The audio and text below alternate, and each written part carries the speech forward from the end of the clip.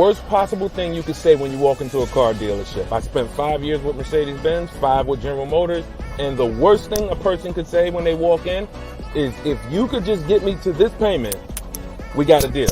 So your loan's probably still like 19, which means you got to pay to get out. You're upside down. It's called negative equity.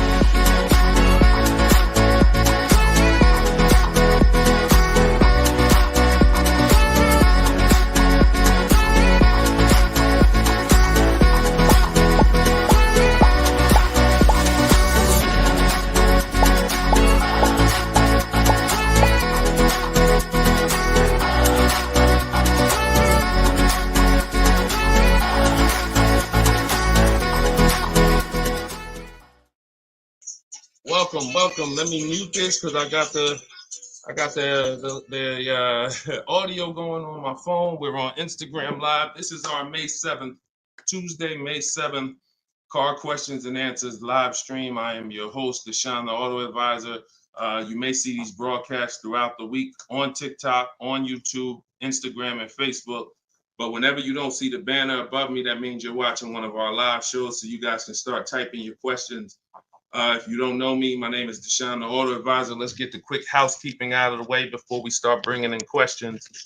I've been in the auto industry since 2006. I left in 2020 after the pandemic.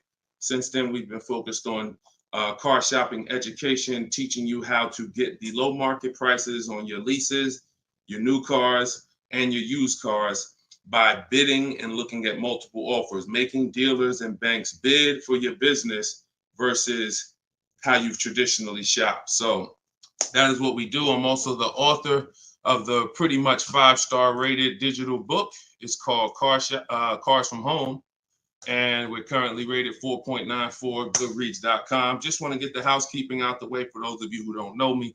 For some of you who've been on the show before on the stream, welcome back. But for those of you who don't know me, this is my new digital book. It's called Cars from Home.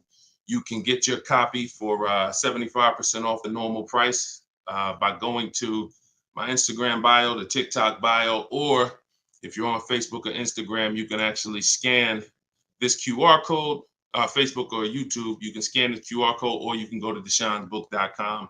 We have a link in the comments for you. Lastly, I am the host of the masterclass, Everything You're Doing Wrong Buying, Selling, and Leasing Cars. Some of you have asked, I share a lot of people who are using these strategies throughout the broadcast. Some of them are people who have my book. Some of them are people who attended my free masterclass, and some of them are in my car shopping school, Maps Academy. So either way, you guys can get anything you need from me in the bios or in the comment section. So let's get started, Dolan. You can bring in the first question. This is May 7th. So if you're just getting on, we are live on all 4 platforms, May 7th, 12 p.m. Eastern time. And you can share this with your friends. Tyler from TikTok, how are you? How does gap insurance work on a lease? Great question. Gap insurance covers the amount that you owe if, God forbid, the vehicle is totaled or stolen and they don't find it. So let's just say the car is only worth $40,000, but the actual cash value if the vehicle gets totaled is, $35,000. So if the insurance company is only going to pay out $35,000, the gap insurance would kick in and cover the remaining gap. So now most leases include gap insurance, but you never want to assume that the lease includes gap insurance. Whenever you are getting your offers from dealers, when you're getting your offers, you always want to make sure that you ask for them to include gap insurance. But yeah, that's the way it works. You want to make sure 99% of leases have gap, but you don't want to make that assumption. Always ask when you're getting your quotes that the gap insurance be included. All right, great question. Go ahead, Dolan. Next one. All right, keep sending your questions, y'all. I see you on Instagram. Those of you who are on Instagram, you click that thing that looks like a paper plane, and you can actually see that you can easily invite a couple of your closest friends to the broadcast just so they know about this information when they need it. Because 1 in 5 people are shopping for a car at any given time. So 5 people in a group, 1 of them is going to be shopping for a car, and we want to make sure you guys have the knowledge you need. Go ahead, Dolan.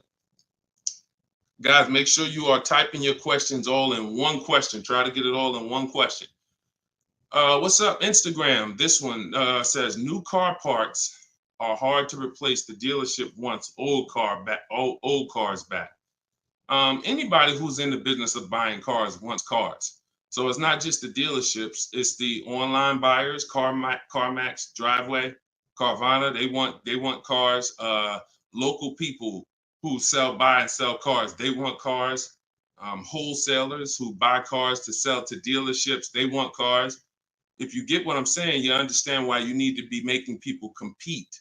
See, we take one buyer. That's what you've been taught to do. You've been taught to take one buyer, one person who wants your business, and give them the opportunity to negotiate. What we teach is for you to actually go to multiple people who want that business and make them compete.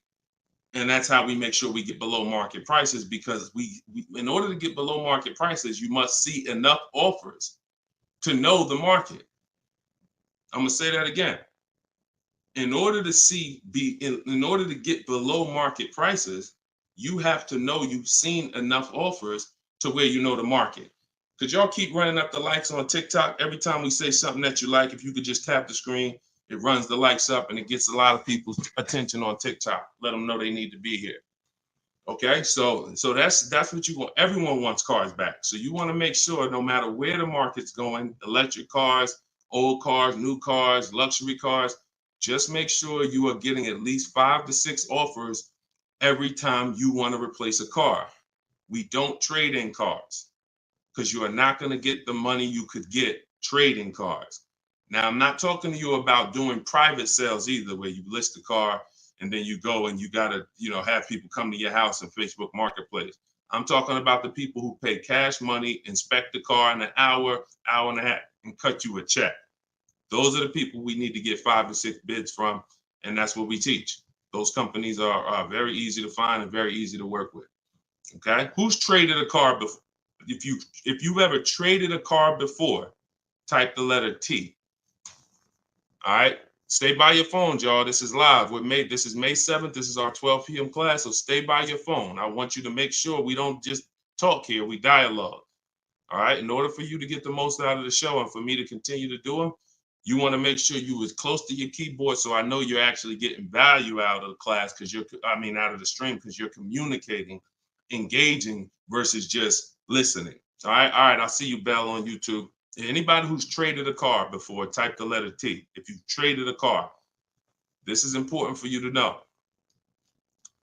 It's almost impossible. I see you, Thomas, on Facebook. It's almost impossible, ML Headley, to get the most money for anything, not just a car, for any item on trade. So we don't trade. We don't trade. You're not going to get the most money, and you're not going to know that you got the best offer. You need to get 5 to 6 of these online offers, and that is how you replace your leases. And in the same way, look, you've left money on the table. Some of you know, I got to tell you the bad news first. Anybody who's traded a car since the internet and online car buyers have been invented, you've left money on the table. So I want you to stop. I'm suggesting you stop doing that right now if you really want to make $1,000, $2,000, $3,000 more every time you replace your cars. Okay? Go ahead, Dolan. Shoot the next one in. Jock from TikTok. How can I get rid of negative equity with a lease? First of all, let's talk about why do you have negative equity. This is improper deal structure. So if you went over your mileage, that means listen, you should not be taking a lease for 10,000 miles per year knowing you drive 15. Because frankly, to go from 10,000 a year to 15,000 a year is only about $40 for most cars. $40 more a month, and you get to go from 10,000 to 15,000 miles per year. So it's no excuse that, taking less miles than you need and then having to deal with mileage penalties that you shouldn't have had in the first place. So we see. So our solution for negative equity is to always in most cases to roll it into a lease, because the cause usually for negative equity is you buy your cars. Somebody told you don't lease, you listen to them, but you don't keep your cars long enough to outlive the depreciation. So you buy your cars and you replace them, usually by trade, in a short period of time, 2, 3, 4, 5 years, 6 years, and that's too short of a period of time to replace a car because of the depreciation. But with a lease, you should not have negative equity. Negative equity is something, you have a penalty because you don't owe. Negative equity means the object you owe a loan on is not worth that. So you owe 20,000, but the car is only worth 15,000. In your case, you have agreed to drive 30,000 miles over 3 years, but you're driving 40,000 miles. You drove 40. So you need to pay that penalty in order for you to go to the next car. Okay? It should have been in your lease to begin with because you pay less for it if it's in your lease. You pay probably 15 cents a mile. Where on a penalty, you're going to pay 25 cents a mile in a lot of cases. So what you want to do is you want to consider this. Staying in the car, waiting to the end of the lease, and if whatever your mileage penalty is, rolling it over to the next car as far as work your deal out. This is what I would be doing. One, I would do an equity assessment. Before we even talk about this, you need to do an equity assessment. The equity assessment is step 2 in my process. The name of my book is Cars from Home, 7 Steps to Saving Time, Money, and Avoiding Dealership. So it takes you all the way through the journey of getting your car from home while you are at home. So the second step, which is right after we decide whether we're buying or leasing, is we must do an equity assessment. Some of you, who has a car that they're going to be replacing to get a car? Type me. If you have a car, it could be a lease or it could be you own it, but you're going to be, next time you car shop, you're going to be replacing that car. Who's in that situation? Type me. Stay by your keyboards. Let's go. We're live. This is May 7th. Wake up, people. Wake up. School me. All right, me, I see you. All right. What's up? Y'all can we run the lights up on TikTok? Can we tap the screen? Can we tap the screen if y'all gonna spend time with us on TikTok, tap the screen. All right. Okay, let's go. Let's go. Come on, don't play TikTok. I'll close the broadcast. All right. Y'all not paying me nothing. Okay. So I'm asking you for a tap of the screen if you want to stay on with us. All right, we could definitely go TikTok. We could go Facebook, YouTube, Instagram. If y'all acting funny today, we got no problem. All right, I appreciate it. I see y'all now. I see the lights running up. All right, so if you have a car you're going to be replacing, then everybody who just said me, then the first thing, once you decide whether you're buying or leasing, is you need to do an equity assessment. So you're going to call your bank. If you don't have a bank, the car's paid for, then you can skip this step, but you're going to call your bank. You're going to find out what your payoff is. Once you find out what your payoff is, you're going to now, if you have a lease, you're going to ask them, do you have a third-party restriction? Now, once you make a note of those things, that's 4 different paths. See, I just talked to 4 different people. It's very important that y'all understand that I don't teach one size fits all car buying advice. So you got to listen closely to see, oh, is he talking to me? Oh, that's what group I fall in. So I just said, some of you are going to replace a car. You have no money you owe on it. You don't need to call your bank. Everyone else, lease or purchase or finance, you need to call the bank, and then you're going to ask for your payoff. Once you have a lease, you're going to do this next step. So some of you who don't have a lease, you don't have to do this step. Then you're going to ask, do I have a third-party restriction? And you're going to make a note of that. And you're going to put yourself into one of those 4 categories. Okay, this is broken down. This is step 2 in my book. So once you get that information, you're going to go online to CarMax, Driveway, Carvana, Kelly's Blue Book, Instant Cash Offer. Please do not come talking about what Blue Book says. Algorithms in this market mean nothing. The only thing that matters is cash offers. So you're going to go to these people to get your cash offers: CarMax, Driveway, Carvana, Kelly's Blue Book, Instant Cash Offer, Car Guru, Sell My Car, and Auto Nation, Sell My Car. That's 6 offers. And once you have those offers, you will know where your equity position is. You will know if you have equity in your vehicle. you will know if you have no equity in your vehicle. If you are leasing, then there is no such thing as negative equity. Because let's say your payoff is $20,000 and your highest offer is $18,000. You don't have negative equity, you don't owe that. That just means when you go to drop off your vehicle, you can't sell it and make money. That's what that means. Now, if you have a mileage penalty like this gentleman may have, that's different. But that's separate from the equity assessment process. You need to know, what is the asset that I'm driving? What is the asset, the car that I have in my possession, worth on the market? And what do I owe on it? And is there equity there?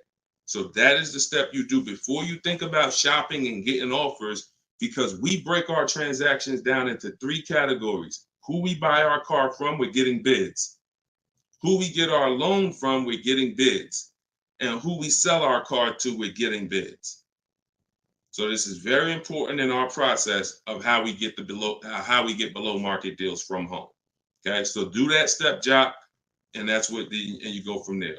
Everything I'm talking about is in my new digital book, Cars from Home, 7 Steps to Saving Time, Money, and Avoiding Dealers. Shoot the next question in, Dolan. Everyone who wants your copy, you can get it for 30 minutes at 75% off. It's normally $97. So everyone who's gotten this book, and we've gotten close to probably 6,000 people at this point, the book is $97. But when you go to my bio now, or my Instagram or TikTok bio, you can get your copy for 75% off, which would be $24, but it's only for 30 minutes. If you're on Facebook or YouTube, just check the comments and go to deshonsbook.com. You got 30 minutes to get your 75% off. Okay, Tyler from TikTok, rolled over $14,500 from a trade into a 36-month lease. Payment only $54 a month. Is this a good strategy? Payments only $54 a month? What do you mean by that, Tyler? $54 a month. How could the payments be $54 a month? You need to know how much you're rolling over into the new deal, because let's say, for example, you have $14,000 of negative equity. Just that alone is $400 a month. Just the negative equity. So I'm trying to find out what you mean when you say rolled over 14.5 from a trip. Oh, wait a minute. I think I know what you're saying. You are essentially prepaying your whole lease. What he's saying is he's taken all of the car that he is trading, which I just told you how much I'm not a fan of that. But he's now essentially doing a one-pay lease, or you're doing a huge down payment. So this is very important. You could be about to really lose your shirt right here. This could be extremely bad for you. You need to make sure you check what I'm about to say to you. If all of that money is being treated as a cap cost reduction, which is essentially a down payment on a lease, let's just say your payment would normally be, matter of fact, let's do this math real quick. And this is why having a consultant and having an advisor and getting education saves you thousands of dollars. Now, $14,500, you are talking about, if you put that into a payment form, your payment would be $400 a month higher, plus the interest on that, plus the taxes on, plus the interest on that. So let's call it $430 plus this $54,000 it's $54 a month. So let's say your payment would have been, without you trading, would have been like $485 a month. So if they're treating all of that as down payment, then here's what's happening. You're just prepaying the lease. So you have no protection. If that vehicle gets totaled, you are out $13,000. You won't be, anything you put into that vehicle, you're out. That money's gone if the vehicle's stolen or totaled. So what it makes more sense to do is to see if there's multiple security deposits that you could put. You need to get your offers, though, with no money out of pocket, because you can't look at one-pay leases and you can't look at multiple security deposits if you don't know what the original deal was without them. So if my payment is $500 a month, and then if I put multiple security deposits down, it lowers it to $450 a month, then that could be a good offer. If it lowers it $20 a month and I got to give them $6,000 to hold, then it doesn't make financial sense. That's not a good return on you holding $6,000. But I'm always comparing it. This is something we teach called advanced leasing strategies. This is not for everybody. So but you need to determine when you're doing a one-pay lease, all you're doing is giving them all of this money up front so they can lower the actual interest on the lease and see what the payment comes out to with the lower interest. So you have to get offers without down payments. This is why I'm saying when we shop, we never shop with down payments, whether we're buying cars or leasing them. We never shop with down payments because when you're putting all this money in, you can't assess the deal.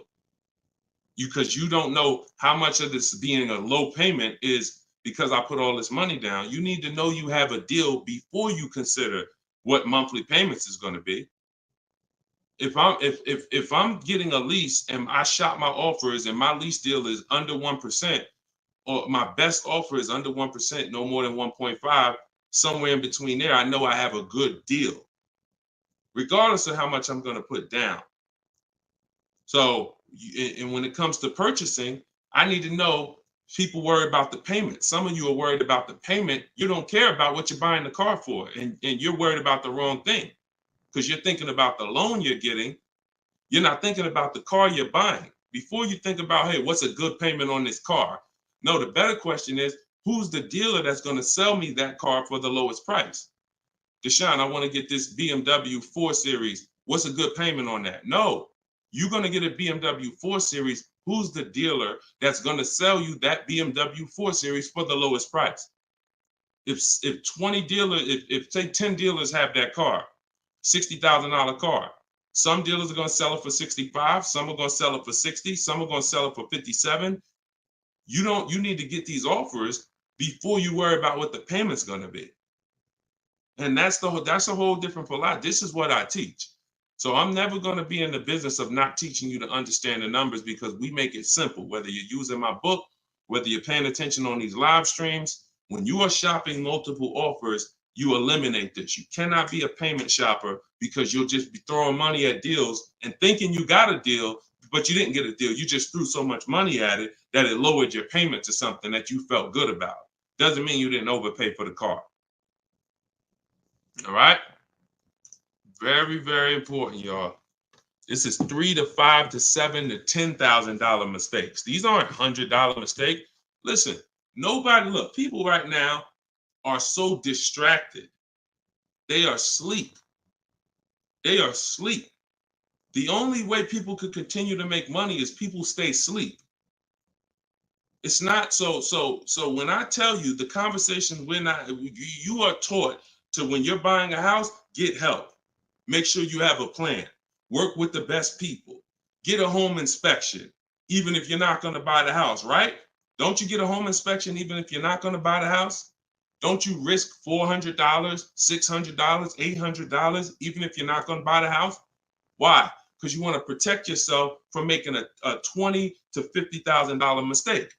But with cars, this is the only thing that you think, oh, I could just do this on my own. Knowing that every time you buy a car, you have a little buyer's remorse. You hope you hope you didn't overpay.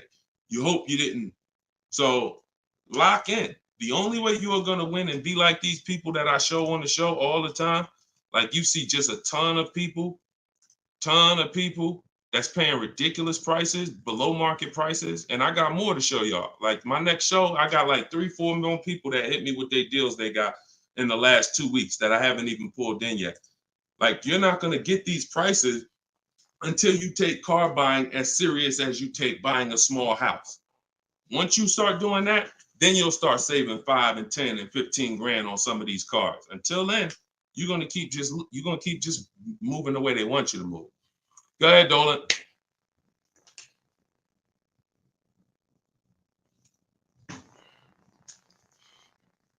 Is there any way to get out of a car with too much negative equity?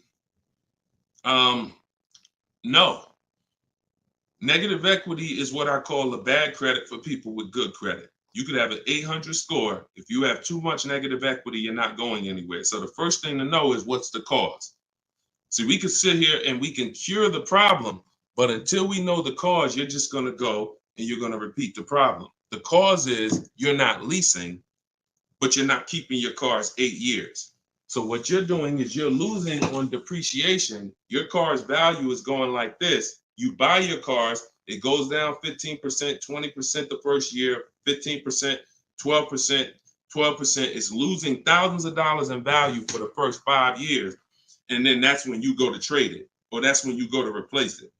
So you don't keep the car long enough for it to start losing a little bit of value because somebody taught you you could just switch cars anytime you want. Buy them and switch them, buy them and switch them.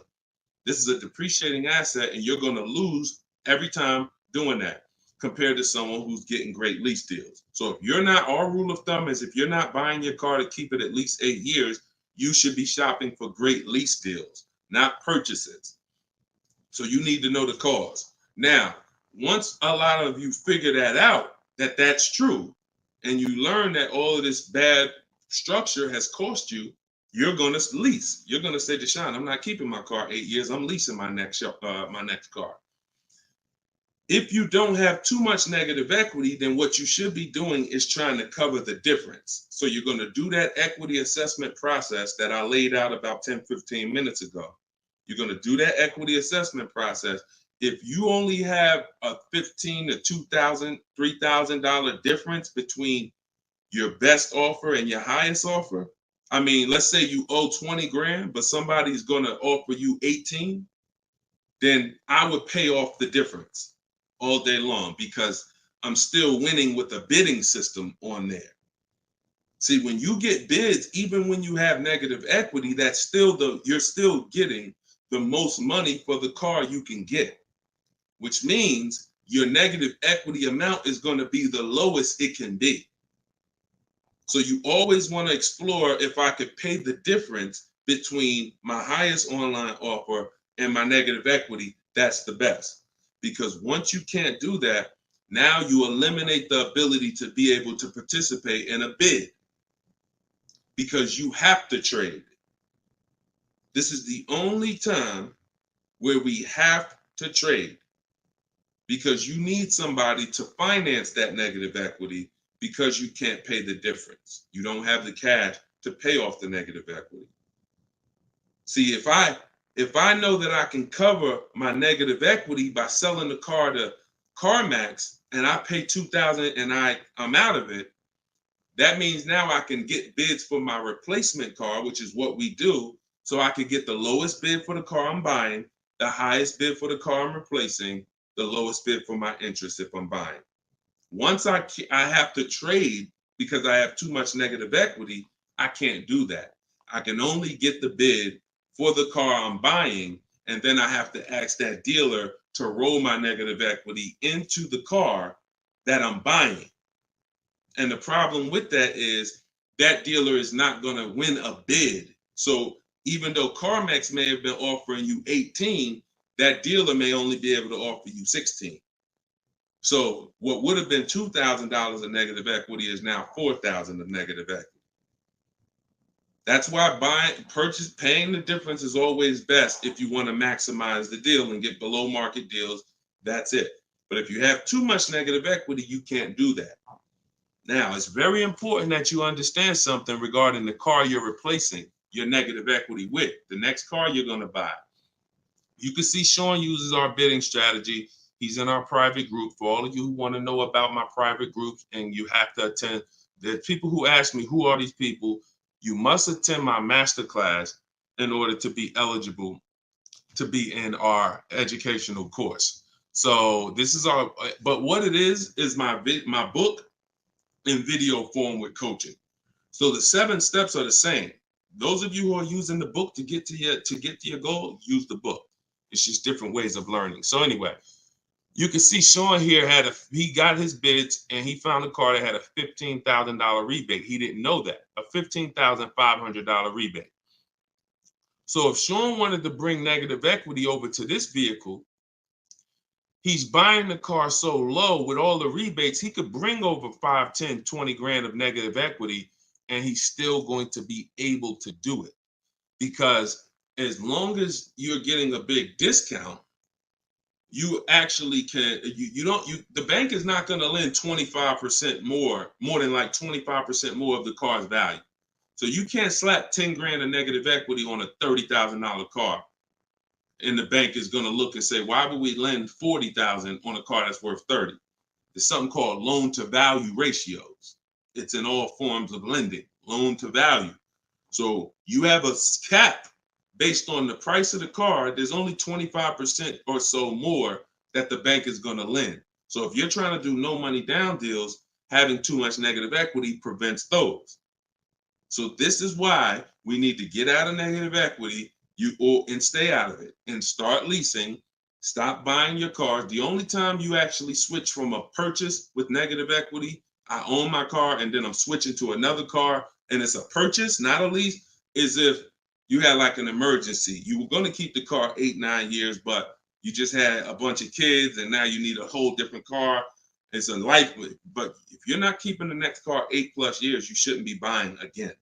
You're going to be back in negative equity every time. Okay? All right. Go ahead, Dolan. You can shoot the next question. TikTok, I see y'all. We are live. This is May 7th. This is our 12 p.m. Eastern time show. If y'all can, every couple minutes, if you could tap the screen, if you're enjoying the show, if you're enjoying the stream, keep running the likes up on TikTok. Appreciate y'all. All right. Instagram. My lease on a CX5 is coming up. Car max value is showing 21,000. My buyout is like 18. Should I buy it and keep it? No. Why would you go from a lease with a great, and look, I'm going to talk different on every show because I know some of you are new. Okay. Who's new here? If this is your first time ever on a live broadcast, on a live stream with us, just type the number 1 and then we'll answer the brother's question here. Who's new? All right, I see you, Khaleesi, on TikTok. I see you. If this is your first time on a stream, you've never been on Car Shopping Questions and Answers with us, type new. Okay, I see you, Matt, on Facebook. I see you, Vince, on Facebook. Melanie on YouTube. DJ C Square, I see you. Okay, I see you, John, on YouTube. Okay. All right, TikTok quiet today, boy. I never saw TikTok this quiet. They ain't hitting no likes or nothing. That's all right. God bless them. God bless them. All right, so Instagram. Let's talk about this. Let's talk about this equity position you're in. Right now, you could sell that lease and make $4,000. Why would you want to go from a lease, which is a not keeping my car 8 years? I want full warranty. I want low payments. I want to drive a lot of car for a low amount of money. Now I can shop for this new deal, get a great deal on the CX5, just so you know, understand something. Look, let me show you something. This was Tiffany rode in, and Tiffany got a Mazda CX50 a couple weeks ago, not too long ago. Look at this. So let me show you just kind of what this could look like in a great world. So you understand, she got a 2024 Mazda CX90. She literally paid the sticker price on it was $44,000. She used our system. She actually wrote, this is a testimonial about the book. So you can see at the top, says, I believe we got a great deal from what we learned from the rest of the book. So look at this. She got bids, $44,800 vehicle. She ended up getting a $6,530 discount. That was her best offer. And then, so her lease payment on this would be incredibly low if there's a good lease program. But you're not going to save this kind of money negotiating. You want to sit at home, get bids, contact at least. We don't make a decision until we get 5 to 7 offers. We will not make a decision on a car until we get 5 to 7 offers, because 80% of dealers are overpriced. So you say you can get you might be able to get a lease price on this car for, $400 a month, no money down, for, $450 a month. Something, it might be lower. I don't know what the below market deal on your replacement Mazda is going to be. And then you could actually put that 21.4 in your pocket. So you could say, hey, the difference. So you would sell the car to CarMax for, and you would make $3,400. Just so you know, my mother sold her Mazda 2 years ago when the prices were real high, and she made $10,200. So why would I go from being able to do a deal like that, getting a new car, low payment, no money out of my pocket, put $3,400 from my old lease into my bank account? Why would I want to go from doing that to buying a used car, which is buying a 3-year-old Mazda, which is what you're suggesting when you say, should I buy it and keep it? What about that deal makes it better? If you figure this, your buyout's 18. What's the payment on $18,000 plus taxes? 20 grand, 21 grand. What's the payment? 400 a month for 5 years. So why would I go and buy a 3-year-old used Mazda for 400 a month when I could go and I could lease a brand new Mazda for 400 a month and then turn around and again, if you're not buying this car to keep another 8 years, it makes no sense to buy a used car right now. It makes zero financial sense. Not only that, you're gonna spend the same amount of money over the years that you could have drove brand new leases for. There's no benefit. There's no benefit. This is what it is. We've seen this thousands of times over the years, hundreds at least. I know it's happening thousands of times. People are buying their leases every day. They're not realizing they're just buying a used car. That's all you're doing. So I go from leasing to buying a used car, which means something in me has to change. Those of you who are buying used cars, you should be buying them to keep 8, 9, 10, 12 years. Not 4 years, 5 years, 6 years. You're driving old cars for the same prices you could be driving brand new leases for. Same prices. So why would I drive a bunch of older cars, 5, 6, 7-year-old cars? By the time I pay it off, it's 10 years old, 11. Why would I do that if I could be driving brand new cars for the same prices? So it's important for you to understand. That's why this is the first step in my process is we got to know, should we buy or lease? And the only people who should be buying are 8+ year people. The goal is to keep the car 8 or more years. Then we're going to buy it. Yep. I'm here. I see you. You know, I always butcher your name, but let me just call you EP. EP, I see you. Go ahead, Dolan, shoot the next one up. We got a couple more minutes. We're on here for a couple more minutes. How do you negotiate a purchase online? Looking at a car 3 hours away and I'm not able to go in person.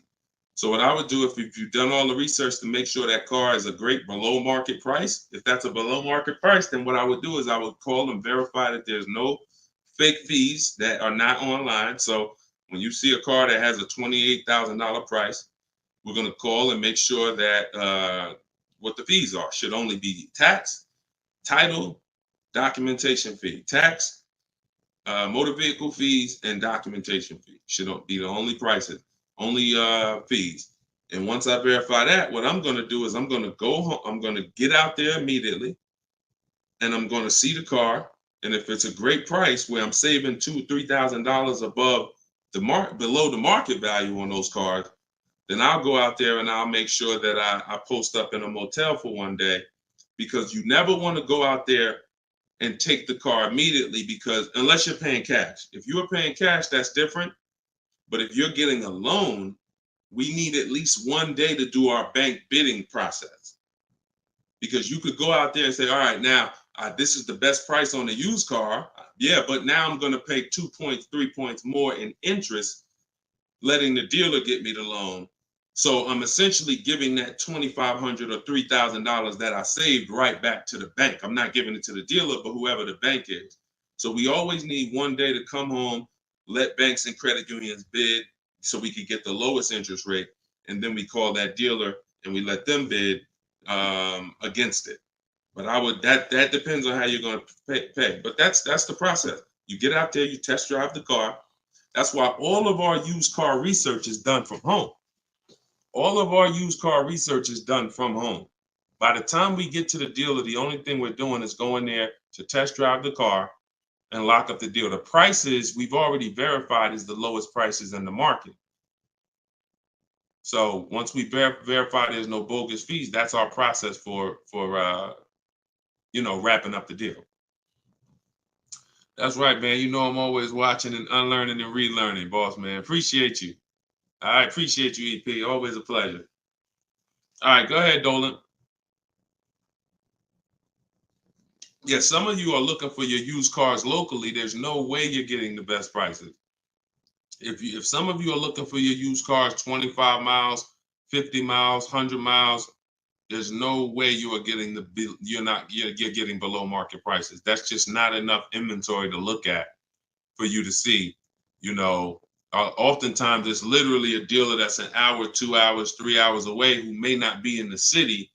They don't have the traffic that that person has, and oftentimes they'll have a below market deal because of their particular circumstance. So if you're just shopping 10, 25, 50 miles outside of your radius, that's just not enough of a radius to get the below market deals.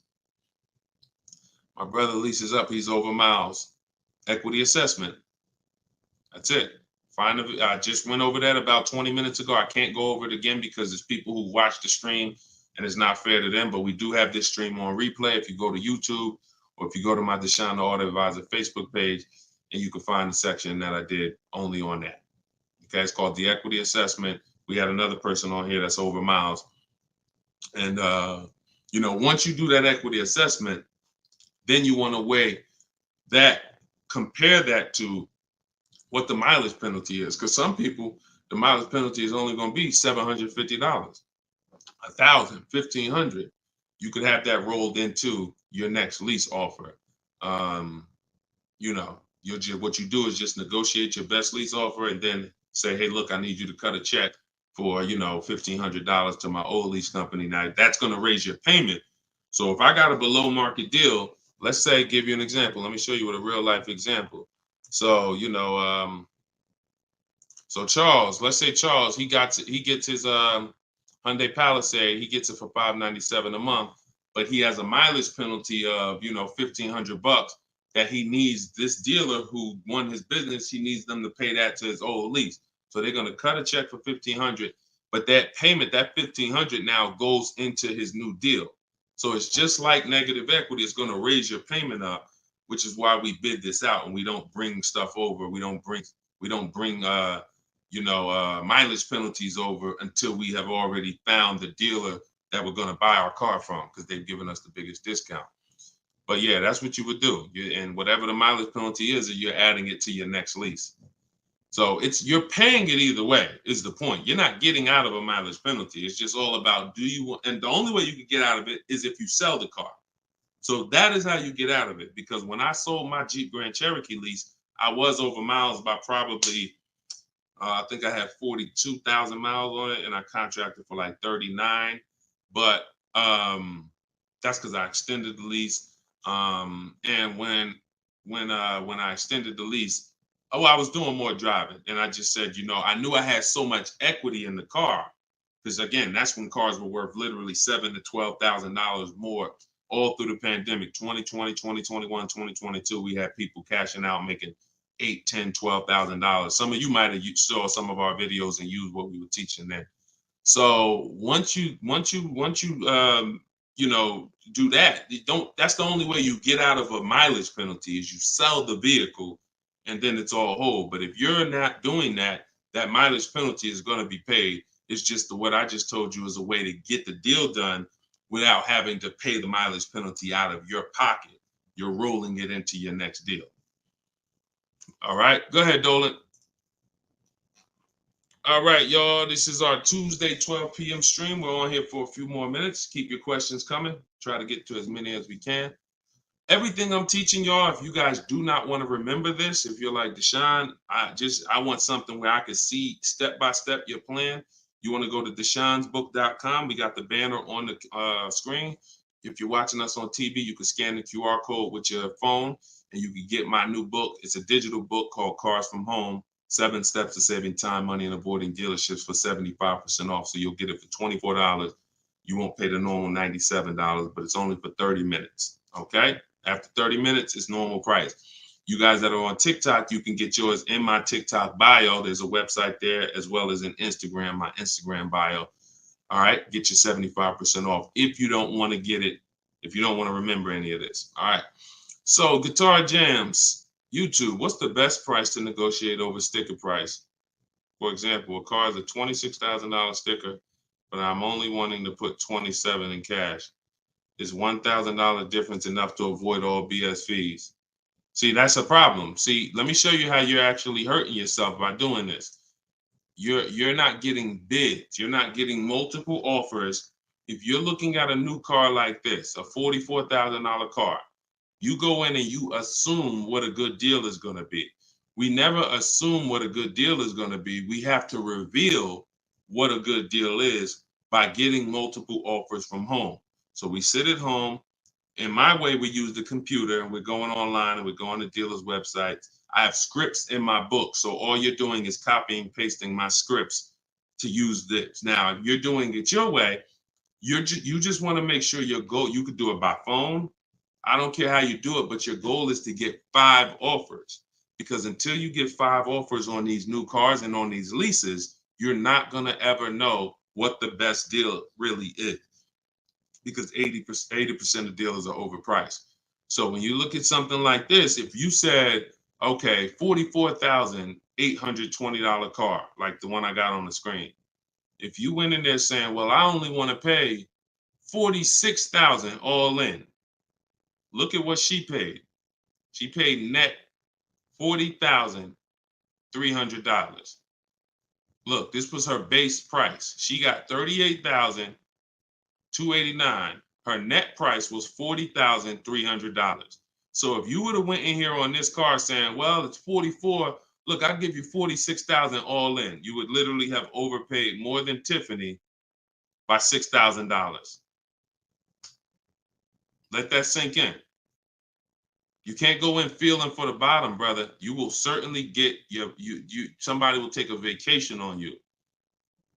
Their commission they're gonna make, well, that's probably an $8,000 profit deal to the dealer, $6,000 profit to $8,000 profit, and somebody's getting a $1,500 commission on you because you just went in. Oh, let me guess what I think a good price is going to be. Not knowing if there's any rebates on the car, not knowing anything about it. I'm just going to guess. Look, what if Sean would have went in? Look, what if Sean would have went in talking about, this truck is $73,000. I'm gonna offer them $73,000, but they got to include all the tax, all the fees. I'll give you the asking price, but you got to include all the tax and fees in. Look, he ended up getting with bids $57,000. He would have overpaid by $20,000, $15,000. And I'm sorry to tell you that some of you are doing it every day. You've done it on all your cars. You've overpaid, not using these strategies. And I want you to stop. You're free to do what you want to do. You want to stay in the old way. But the people that you see that are getting these deals, these people that are posting, listen, when you get a great deal, you post the deal. See, when you get a car, pay attention, y'all. Pay attention to what I'm about to say. It's very important. When you actually have strategy to get great deals, you actually post the deal. This is our private group where we post our deals. Look, people are not just happy about the car. Look, Eddie, I ended up getting multiple offers, got a Toyota Camry hybrid.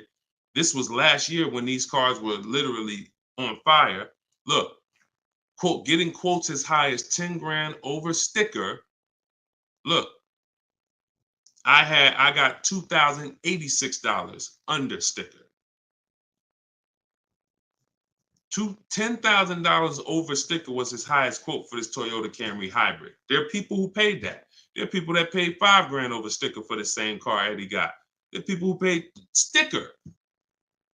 Thought they were getting the best deal. Man, I got mine for sticker. He got his $2,086. Some of you who might see this broadcast, you might have said, you might have the same car. Deshone, wow, man, I got that same car. I paid 4 grand over sticker to get mine. Yeah, Eddie at the same time, same year, paid $2,086. Sorry to tell you, but you overpaid by 4 or 5 grand. This is real. We're not sitting up here doing this talking about hundreds. There's nothing y'all hear me talk about in these streams that had hundreds of dollars. And frankly, unless you are rich, you can't afford to lose $2,000, $3,000, $4,000 every time you buy a car. You can't afford it. This is where you're losing. So what I would tell you, Guitar Jams, is do what I just said over the last 10 minutes. Get bids. If you want the system for doing it, that's in my book. If you want to do it your way, I don't care how you do it. Just get at least 5 to 7 offers so that you can see where the best offer truly is. 8 out of 10 dealers are overpriced, and you don't know how bad they're overpriced until you get all your offers. 10 grand overpriced, 5 grand overpriced. All right, go ahead, Dolan, shoot the next one in. Great question, though. Can you get a deal when you build your own car? Absolutely, Sherry, but you want to get those offers before you agree to buy something from anybody. So if I'm ordering a car, I'm getting 5 offers, 10 offers. I'm getting 5 to 7 offers, not 10 offers. See, in my book, I have a process called the 25 to 5, where we connect with 25 dealers online in 20 minutes. And our goal is to get 5 to 7 offers in 48 hours. So once that happens, we don't order a car until we verify the car doesn't exist in the market. See, because when you walk into a dealership or call 2 dealerships and they say, oh, we don't have that car, but we can order it for you. Now, what are you doing? You only talk to 2 dealers. What about in the 25 dealers that we talk to? What if 7 of them or 10 of them have that car? So you just talked to 2. Now they got you ordering a car. We don't order until we talk to these 25 dealers online and they tell us, hey, nobody has it, or it's only 2 out there, then we might order. But that car could be sitting right around the corner from you, or 30 minutes away from you. People could have 5 of them. An hour away from you, people got 3 more of them. But because you're just local, you think, oh, I need to order this. We don't order until all of those dealers tell us we don't have that car. And then when we send out our order request, we're getting quotes from all those dealers. So we're getting probably at least 10 offers. When we go to order, we're probably getting 10 offers because all of those dealers we've already been talking to. And any of them could order us a car. I had a young lady 2 years ago, no, last year, the new BMW came out, the new BMW X4M, and she got quotes. And to order, nobody wanted to give her below sticker price. Some were higher than sticker. The person who won the bid was giving her 3 grand below sticker. But the car had a bad lease program though, so she ended up not getting it. But 3 grand below sticker. If she was purchasing that car, that would have been a ridiculous deal. Brand new BMW, new body style, 3 grand below sticker. But that's bids. And we do that in 45, 60 minutes. Before you even get home from the grocery store, we already got the bids, and we're not putting in 60 to 90 minutes to get this done. So my process is not just money, it's time. I don't want to spend more than 60 minutes to get a car. And I could get any car, any price. All of these people that you're seeing, Danielle, Kimberly, Bonita, all these people right here, Charles, they could get the Zafrina, they could get these cars, they could get these same deals that y'all seeing, and they're probably 90 minutes. Some of them might be 60 minutes because it was their first time, second time, some of them. Second time you get it, you're probably 60 minutes because it's a repetitive process. Getting a car, getting these bids is so repetitive, you'll see. This is what I should have been doing years ago. I don't know why. So easy. All right, go ahead, Dolan. Shoot the next one in. What's up, Sus? Ralph Morales. K. Michelle, I see you. That's not the K. Michelle, I know.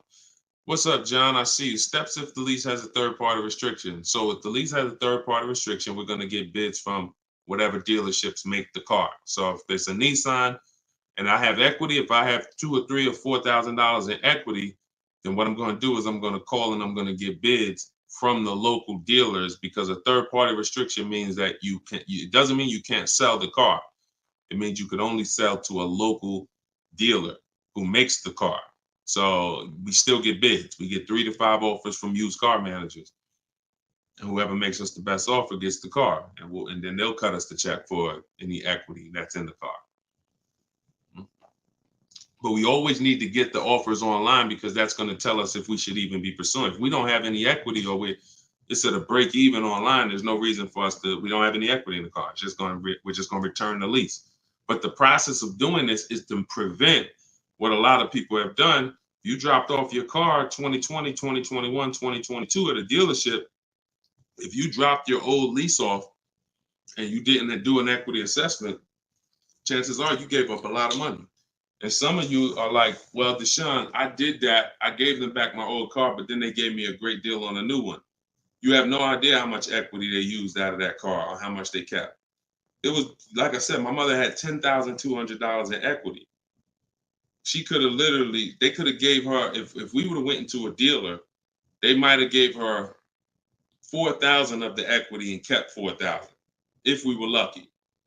So, doing an equity assessment before the lease in process is to prevent giving away any equity when we drop off our lease.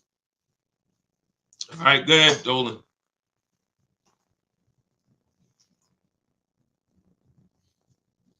This is our Tuesday, May 7th live show, 12 p.m. If you don't see the banner above me, that means we're live. So you can type your question. Dolan will bring them in. We got another couple minutes. Hey, Deshone, currently in talks with dealers for a good offer. Thanks for all your help. Great. I feel empowered and confident I'll get the best price. Get the book, everybody. Stop leaving money on the table. Thank you, Nico Smooth. See, it's empowerment. It's the only way to feel empowered. You are not going to feel empowered going and negotiating with a car salesman. Anytime you're working with us, it's already set up for you to leave, not able to guarantee you got the best deal. Nico Smooth, he's going to guarantee it. I don't know if that's a woman or man, but they're going to guarantee it because they're getting offers. They're getting offers. If you had to buy a 100-inch TV and you just went out right now in the first store you found that had one, you just paid it. Or you looked and said, man, I think that's a good price. 100-inch, man, that's only, $900. I feel like that's a great price. Meanwhile, you didn't look on Amazon.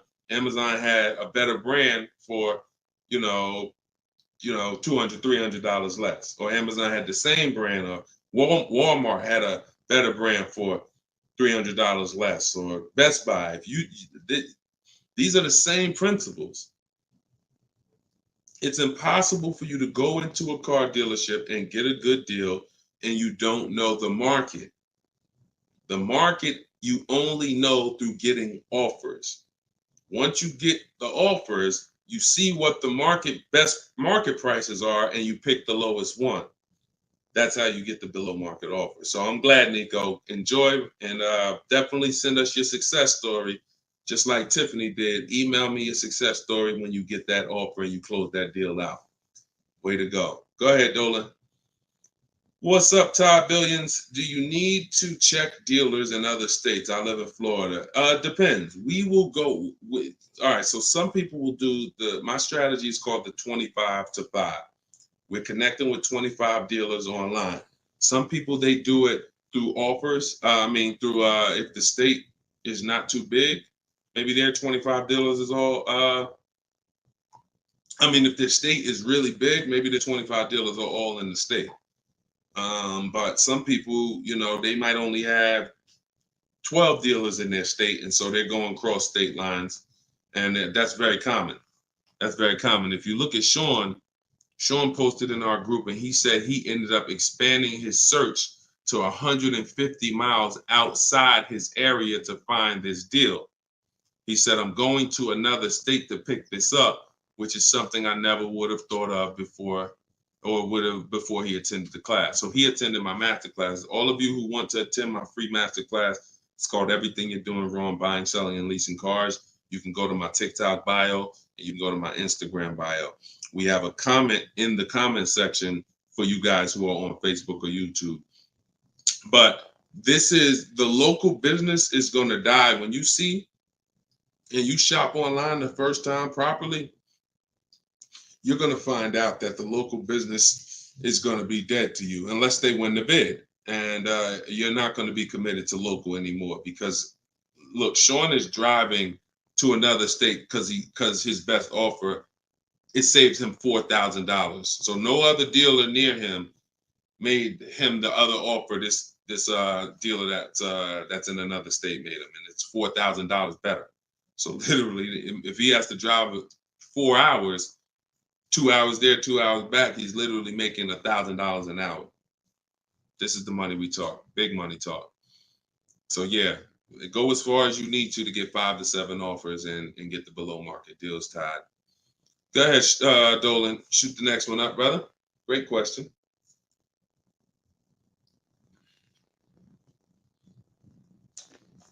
This is Charles Harris on YouTube. How are you?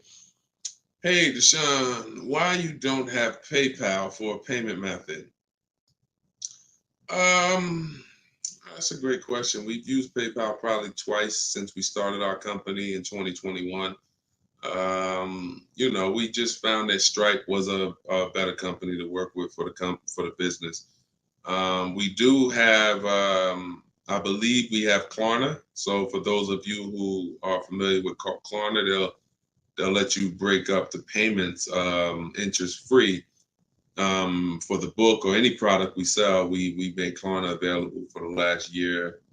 But PayPal is just a little different to work with. We've enjoyed working with Stripe. So hope that helps. Go ahead, Dolan.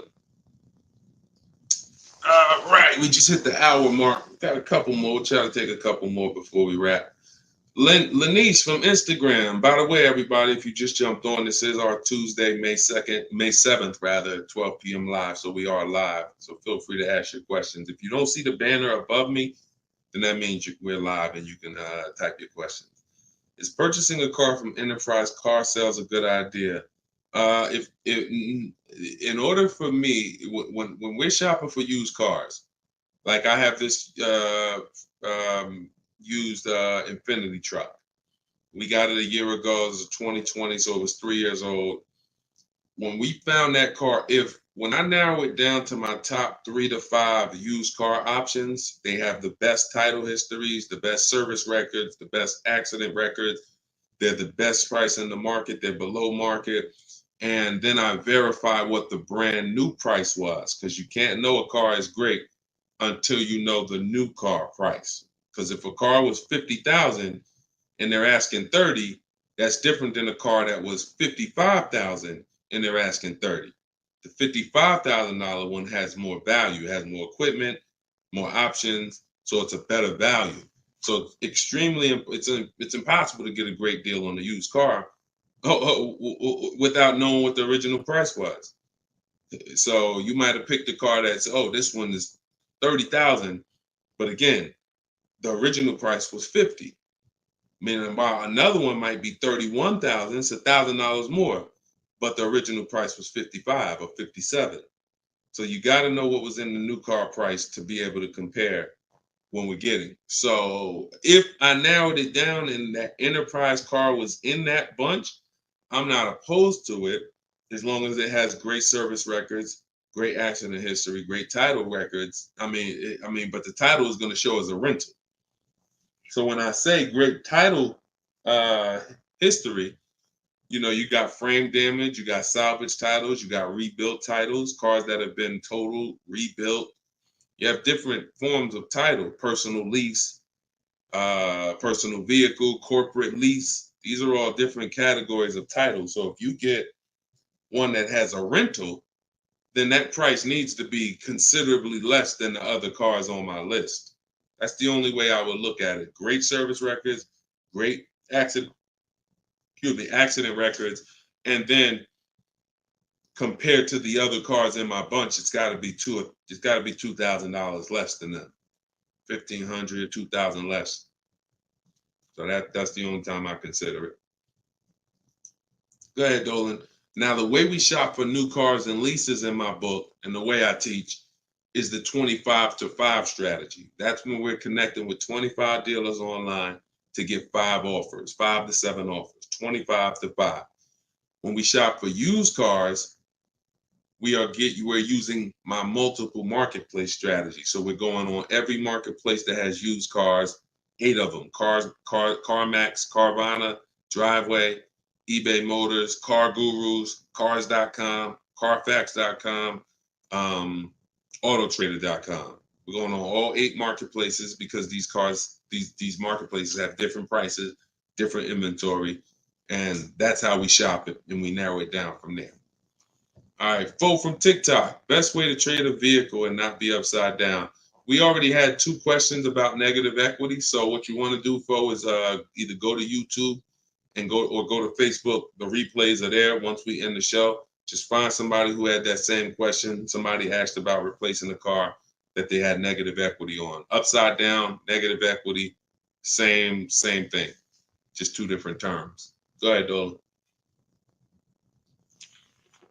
Everybody getting value out of the show. If you're getting value out of the stream, type $, type a $. If you're getting value out of the stream, type a $. All right, everybody getting value? All right, I see you. Perfect. Good. Good. I see you, John. I see you, Tracy. All right, I see you, Sterling. Yep. I see you, Charlene. I see you, EP. Perfect. Glad everybody's getting value. Charlene said, thanks for the education. I just finished the first read of your book. Now I will start the process to buy a new car following the 7 steps. Congratulations, Charlene. Way to go. Now, some people choose to go the book step by step. So the last step that Charlene just said, step 7 is delivery. So you're not really getting, some people do this. And I can't, it depends on how you learn. The book is set up in a way where everything I teach is set up in a way when y'all hear 7 steps, it's set up where if we talked on the phone, I would be saying, do this first, call me back. Do this second, call me back. Do this third. And then by the time we get to step 7, we're setting up for delivery or the pickup of the car. So some people never read the whole book. They just do one step at a time and they never see step 7, me congratulating them for delivery until they are at that step. Some people read the book straight through and then come back and do the steps. So whichever way you decide is up to you. The quickest way to your car, the quickest way is to just do one step at a time and then not read forward until you get to that step. But everyone learns different and everybody, that's just if you want the quickest way, you want to get a car in literally 48 hours, don't read the whole book. Read one action step at a time, cross it off the list, and get it done. And then you'll have your car in 48, 72 hours. Okay, go ahead, Dolan. TikTok, using your book, all of these lease prices I received are too high, over 1.5%. Next step. Well, as I mentioned, once you get 5 to 7 offers, that means that car has a bad lease program. Not the brand, the car. So that Jaguar has several cars. That particular one, and it could be that trim level, has a bad lease program, in which case I always say with leases, we want to have at least 2 to 3 options because we cannot control the lease program. So whatever the dealer was, so if you see a 1.5% lease, 1.6, 1.7, 1.8, 1.9, then that 1.6, that dealer's beating everyone else. They're selling you the car less than everyone else. But if they're at 1.6, then that means their lease program is bad. That's why we always get 5 to 7 offers. If they're all over 1.5, that means the lease program is bad. And we do not lease cars with bad leasing programs. We go to our next choice because you'll see, literally, it's day and night. A $60,000 car could have one lease price of $900, and then you have a $65,000 car like Frena got.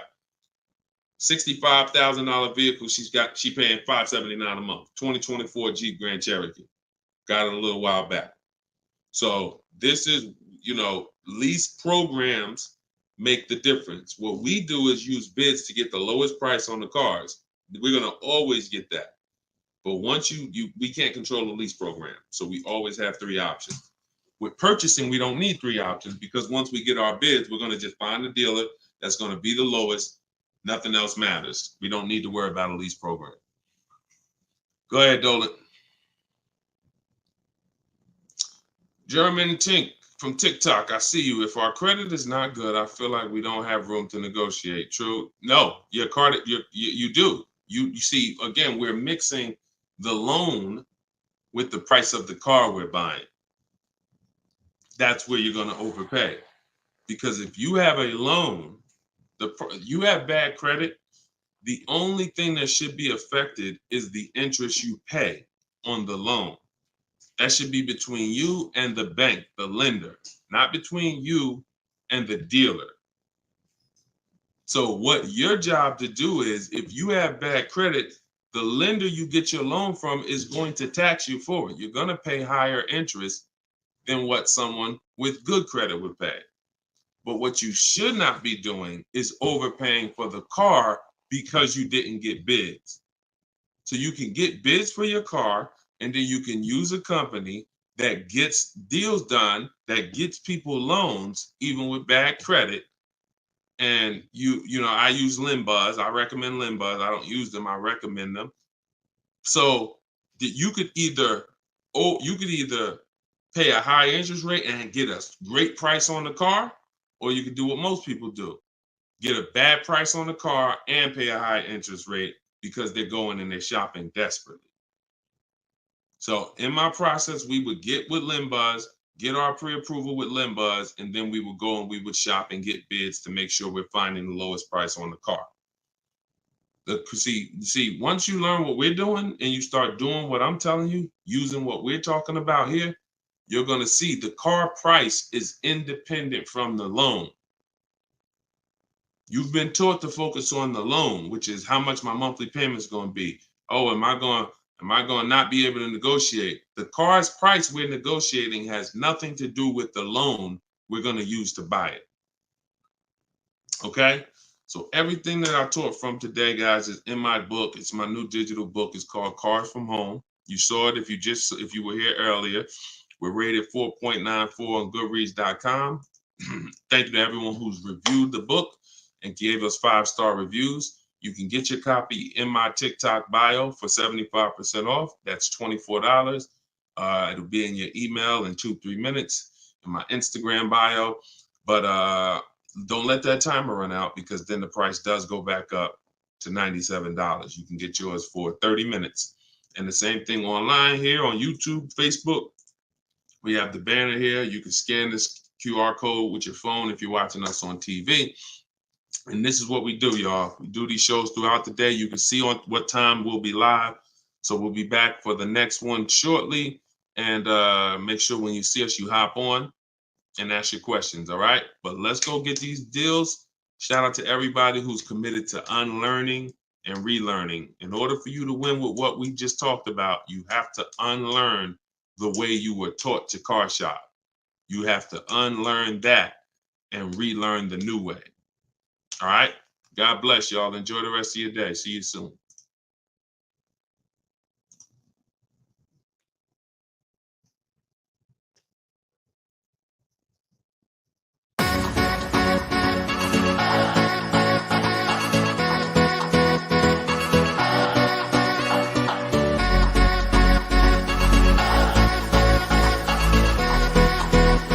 The worst possible thing you could say when you walk into a car dealership. I spent 5 years with Mercedes-Benz, 5 with General Motors, and the worst thing a person could say when they walk in is, if you could just get me to this payment, we got a deal.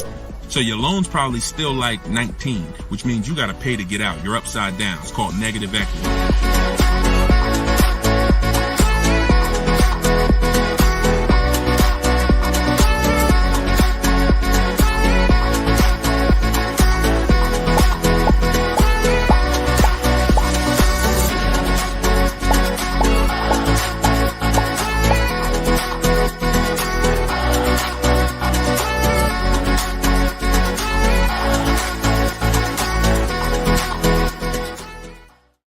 Next 12 months, if you are car shopping now, or in the next 12 months, I want you to type a 1 in the chat as you come in. My name is Deshone the Auto Advisor.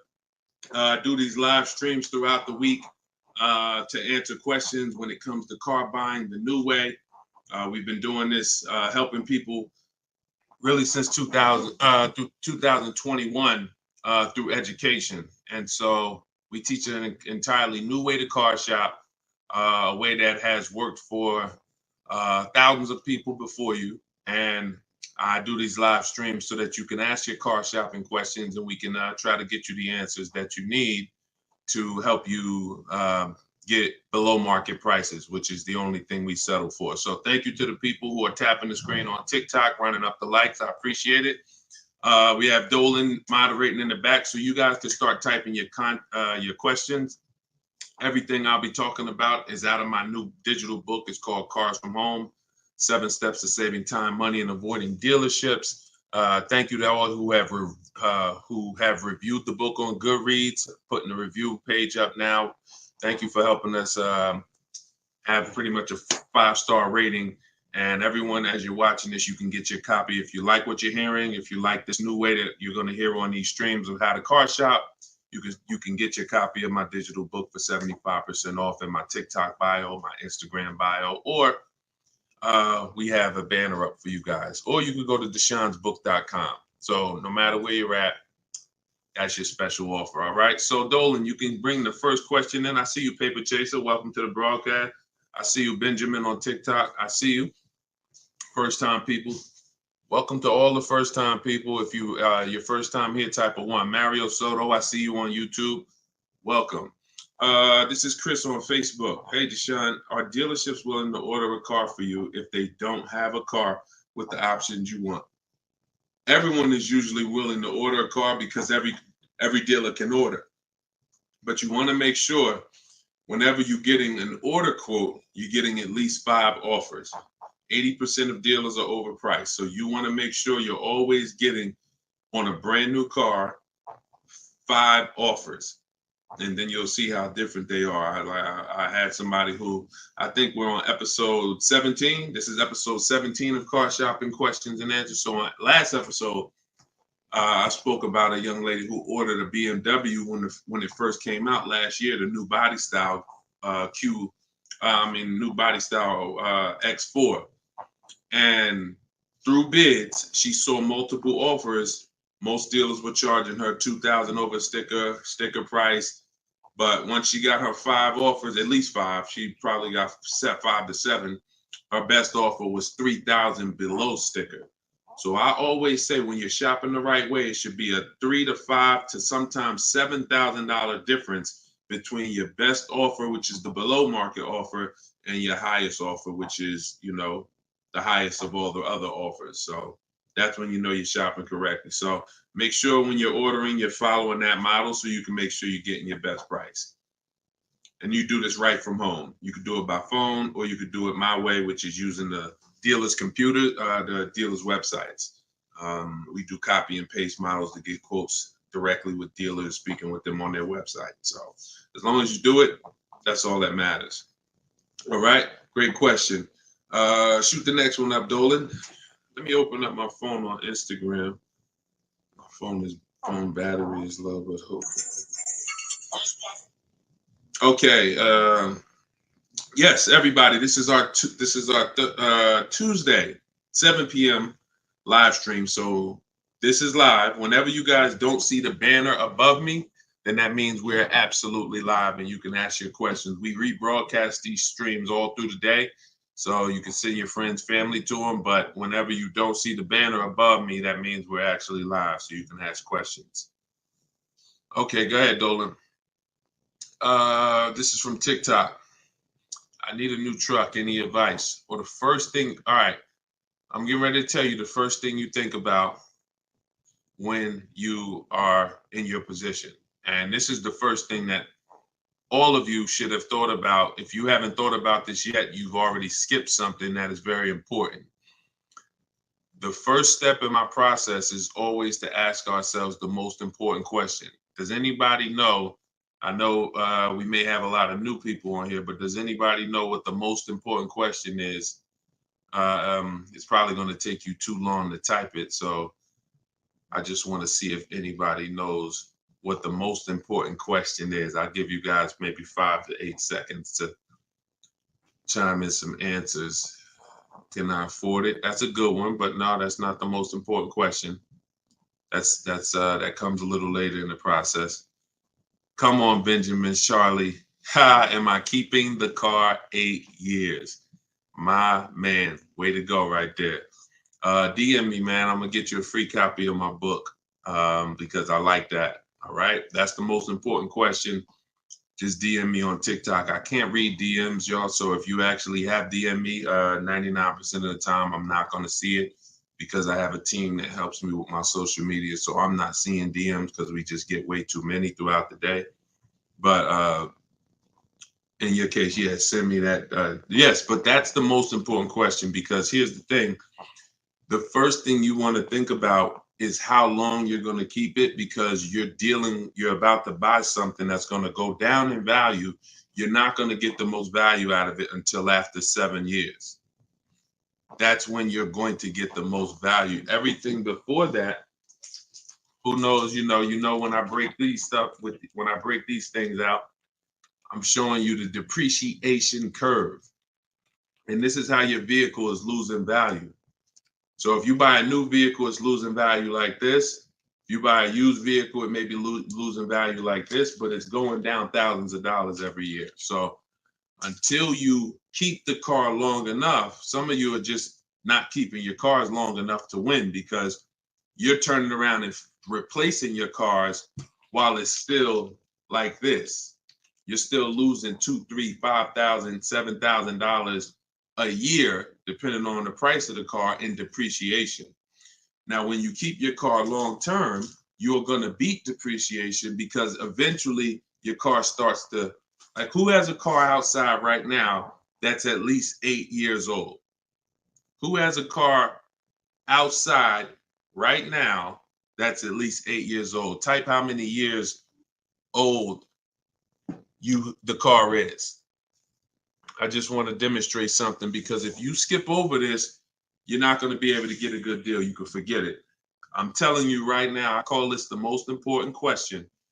If you get this wrong, forget about getting a good deal. It's impossible. And I'm going to explain why. This is not, if some of you are new here, I don't need to hype anything up. I love math. So I make math simple. You might not love math. I love math. And I know that when it comes to cars and buying versus leasing, it's a numbers thing. It's a math thing. And I'm telling you that if you're not going to keep your car long enough for the depreciation to level out, like you can see Chris here on Facebook, he has a car 10 years. Carlos, 10 years. Tyranny on YouTube, 10 years. Okay. Yep, I see you. Kura Cindy on Instagram, 14 years. Jeff Walkus, YouTube, 15 years. Now pay very close attention to this. You'll notice that the way the amount your car is worth today, it's going to be worth almost the same thing next year. It's going to be worth almost the same thing next year. If your car right now is worth, if it's 9 years old and it's worth $8,000, a year from now it's probably going to be worth $7,600. That's when you have beat depreciation. Tap the screen on TikTok if that makes sense. See, if your car is only losing, some of you see these answers, until you are actually keeping your car long enough. It's not about when you pay off the car. A lot of people think that that's the car is paid off. It doesn't matter. The value of the car is going down. This is why I call this the unseen expense. Depreciation is the unseen expense. And so how do we beat it? You can't replace the car in 2 years, 3 years, 4 years, 5 years, 6 years, 7 years. Can't replace it. You have to replace it either after that, or if you're not going to keep it that long, you should be shopping for a lease. And I'm going to show you the numbers before we move on from this. I'm going to make this point very clear. Now, this is step 1 in my book. This is why if you don't get this step, you cannot get a great deal on a car. So Instagram, I just want to let y'all know that if you're enjoying what we're doing, there's a button that looks like a paper airplane at the bottom of the screen. If you could hit that and just quickly in 10 seconds, tap 3 friends or 1 friend, anyone, I don't care. Just invite people over, because I know they'll appreciate it. Because a lot of you guys have friends right now that are outside in dealerships getting overcharged as we speak.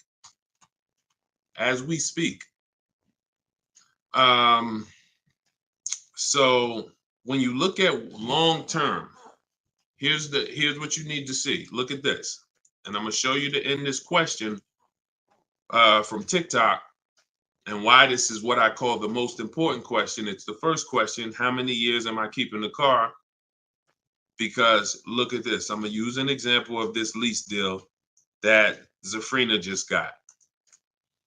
So now, Frina she shops for a 2024 Jeep Grand Cherokee. It's a $65,000 truck. She got an incredible steal on this vehicle. Her payment is $579 a month on a $65,000 truck. No money down. So she did this. She got bids. You're not negotiating for these deals. So I'm just telling you, if you guys want to get these deals, you need to use what I'm teaching you. If you want to get it step by step, it's in my book, in my TikTok bio for 75% off. You won't even leave the broadcast on TikTok. You can get your book for $24 and you'll have everything I teach step by step. And same thing on Instagram, in my Instagram bio.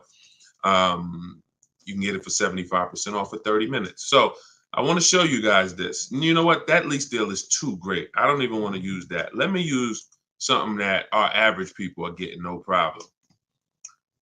Because Zafrina's lease deal was just ridiculous. $579, $65,000 Jeep Grand Cherokee. From home, by the way. 60 minutes. Maybe she put in 90 minutes. It was her first time using this stuff. 90 minutes. So Danielle got $550 a month. First payment was all she gave them, so there was no money down. She got an Audi A3, $44,000 new vehicle. She's paying $550 a month. Now I'm gonna ask you guys a question.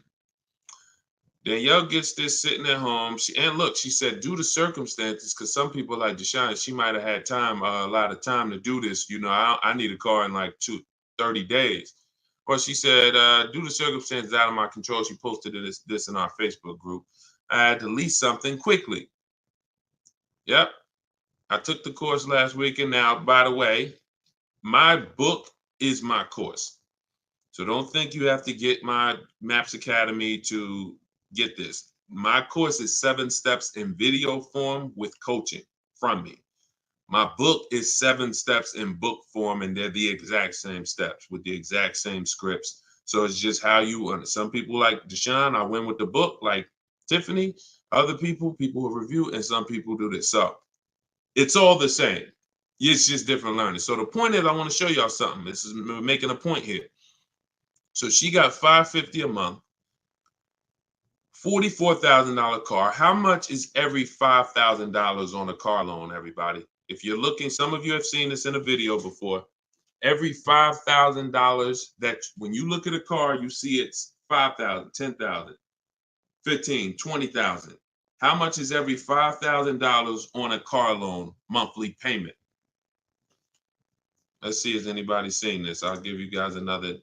Thank you, Nico Smooth. $100, perfect. Carlos Thomas, $100. Yes. So that is BG Meats. Yes, $100. Perfect. Perfect. Blooming Chosen One. Perfect. See, so this is why this is important for those of you who are going to purchase, not those of you who are going to lease. You need to know when you look at a car, if you see it and it says $20,000, you need to know that that is about $400 a month. $25,000 is about $500 a month, depending on the interest rate. Great interest rate, you could drop it a little lower. But average interest rate, that's what you need to be looking at. And you need to be, that assumes a 5-year loan. Because some people say, well, Deshone, if I take a 6-year loan, no, it'll be lower. But 6-year loans should be the max. See, that there's different ways to budget. If I budget $500 a month and I say, well, how much car does that get me on a loan? 25 grand. Now that's for 5 years. So if I go find a car for 25 for $500 a month for 5 years, I did better than if I got a car for $500 a month for 6 years. So there's different ways to raise your budget. I have something in my book called The Perfect Budget. I created a calculator. It walks you through what I just said. See, what I just said is very important. Knowing how much you can spend if you get a 5-year loan, and then saying, all right, if necessary, I'll go with a 6-year loan and bump myself up, but I'm still below my max budget. But I'm not going $500 a month for 6 years. Can y'all tap the screen and run the likes up on TikTok? Keep running them up if y'all getting value out of what we're doing. So we're still making a very good point here, okay? I'm spending really most of this stream going deep on the first question. And I've never done this before, so we'll see if it works. If somebody said I have a new truck, new advice, any advice. So I went right into the most important question, which is leasing versus buying. How many years am I going to keep the car? And I'm now showing you why you cannot get a great deal on a car if you buy when you should have leased. So let's wrap this up. So we can see here, Danielle got $550 a month on an Audi, no money down. Now let's take the same vehicle and let's pretend she purchased it. She didn't know about leasing versus buying. She just listened to a bunch of people, bad advice, who say never lease a car. So she goes in, she's looking for the same Audi Q3, A3. It's her dream car. Oh, I've been wanting this for a while. So excited. So how much is this going to be? I'd like to do no money down. Okay. Well, $44,000 car. Forget the taxes. Forget everything. Let's just say, forget that. Let's say they throw that in. We'll pay the tax and everything. Let's say she just finances $45,000. What's her payment? $900. Some of you who are in the math, you would like Deshone, yeah, $900. $900. So she drives out of there. She drives out of there paying $900 for the same car Danielle's paying $550 a month for. Now watch this. Let's just say, now I'm going to show you because I know what you're thinking. Deshone, please send my free book. Okay, I got you. DM me though. So I want to stay on topic here. All right, so let's just say some of you are like, well, Deshone, I got a great deal on my last car. I wouldn't pay the same price that Danielle could pay for. Let's say, what's an unbelievable deal on this $44,000 brand new Audi? How much discount? I'm gonna let y'all decide. I'm gonna show you why there is no way for you to get a great deal when you purchase when you should have leased. We're gonna kill this. Some of you are gonna be set free right now. So let's just say, what's a great price? $44,000 brand new Audi Q4 A3. What's just a ridiculous discount? How much off? Let's say like the best deal that you could ever think on a brand new car. Look, all right, it's taking you all a while to type. We're looking. What's up? Heck, none of y'all ever saved money on a car before? Some people, oh, Deshone, I didn't think we could get discounts on cars. All right, I like that. Nico Smooth, I like that. Let's say the person got $10,000 off. Okay? They got $35,000, which is essentially, let's say they got $35,000. The car is $44,000. So let's say they got $9,000 off, which is essentially 20% off the price of the car. Just brand new, nice, popular car. They catch the dealer sleeping, getting bids from home. $10,000, $9,000 off, $35,000. That's what they're getting the car for. Put your taxes on there, because now we're already being super unrealistic. We're not gonna be ridiculously. Let's just say taxes are on there. You know what? Let's just say no. How about this? Not only did she get 20% off, they paid the taxes too. So she really got like $13,000 off. We'll pay the taxes too. Just finance $35,000 even. What's her payment? The most ridiculous new car deal we could ever imagine you've ever seen, we just went over. To show you, no matter how good this is, she still is about to lose because she's purchasing and she should be leasing. Watch this. And I'm going to tell you, when the person who purchases wins, $700. Thank you, paper chasers.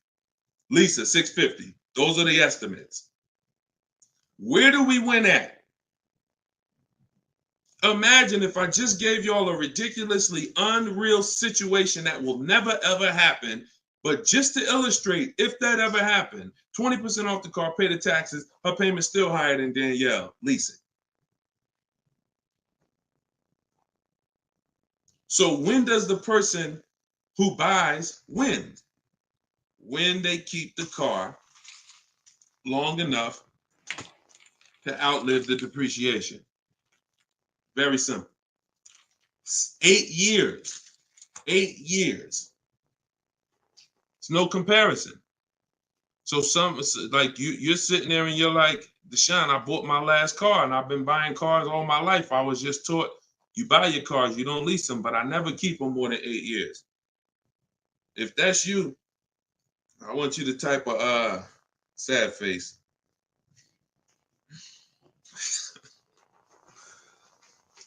You've lost a lot of money.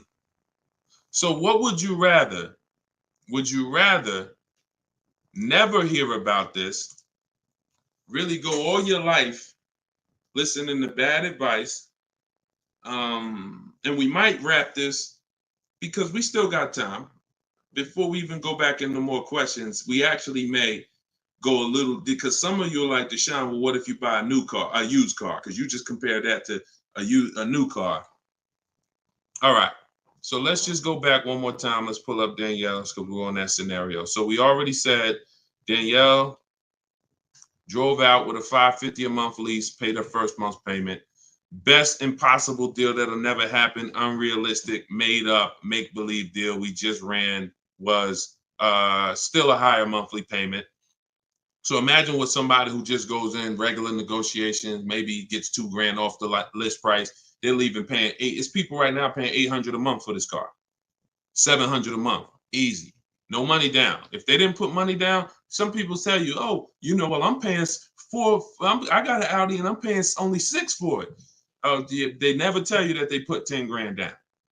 They never tell you that they put 10 grand down. They forget about that because the day they give the dealer 10 grand, they want to forget about it. So they're definitely not going to bring it up in the story.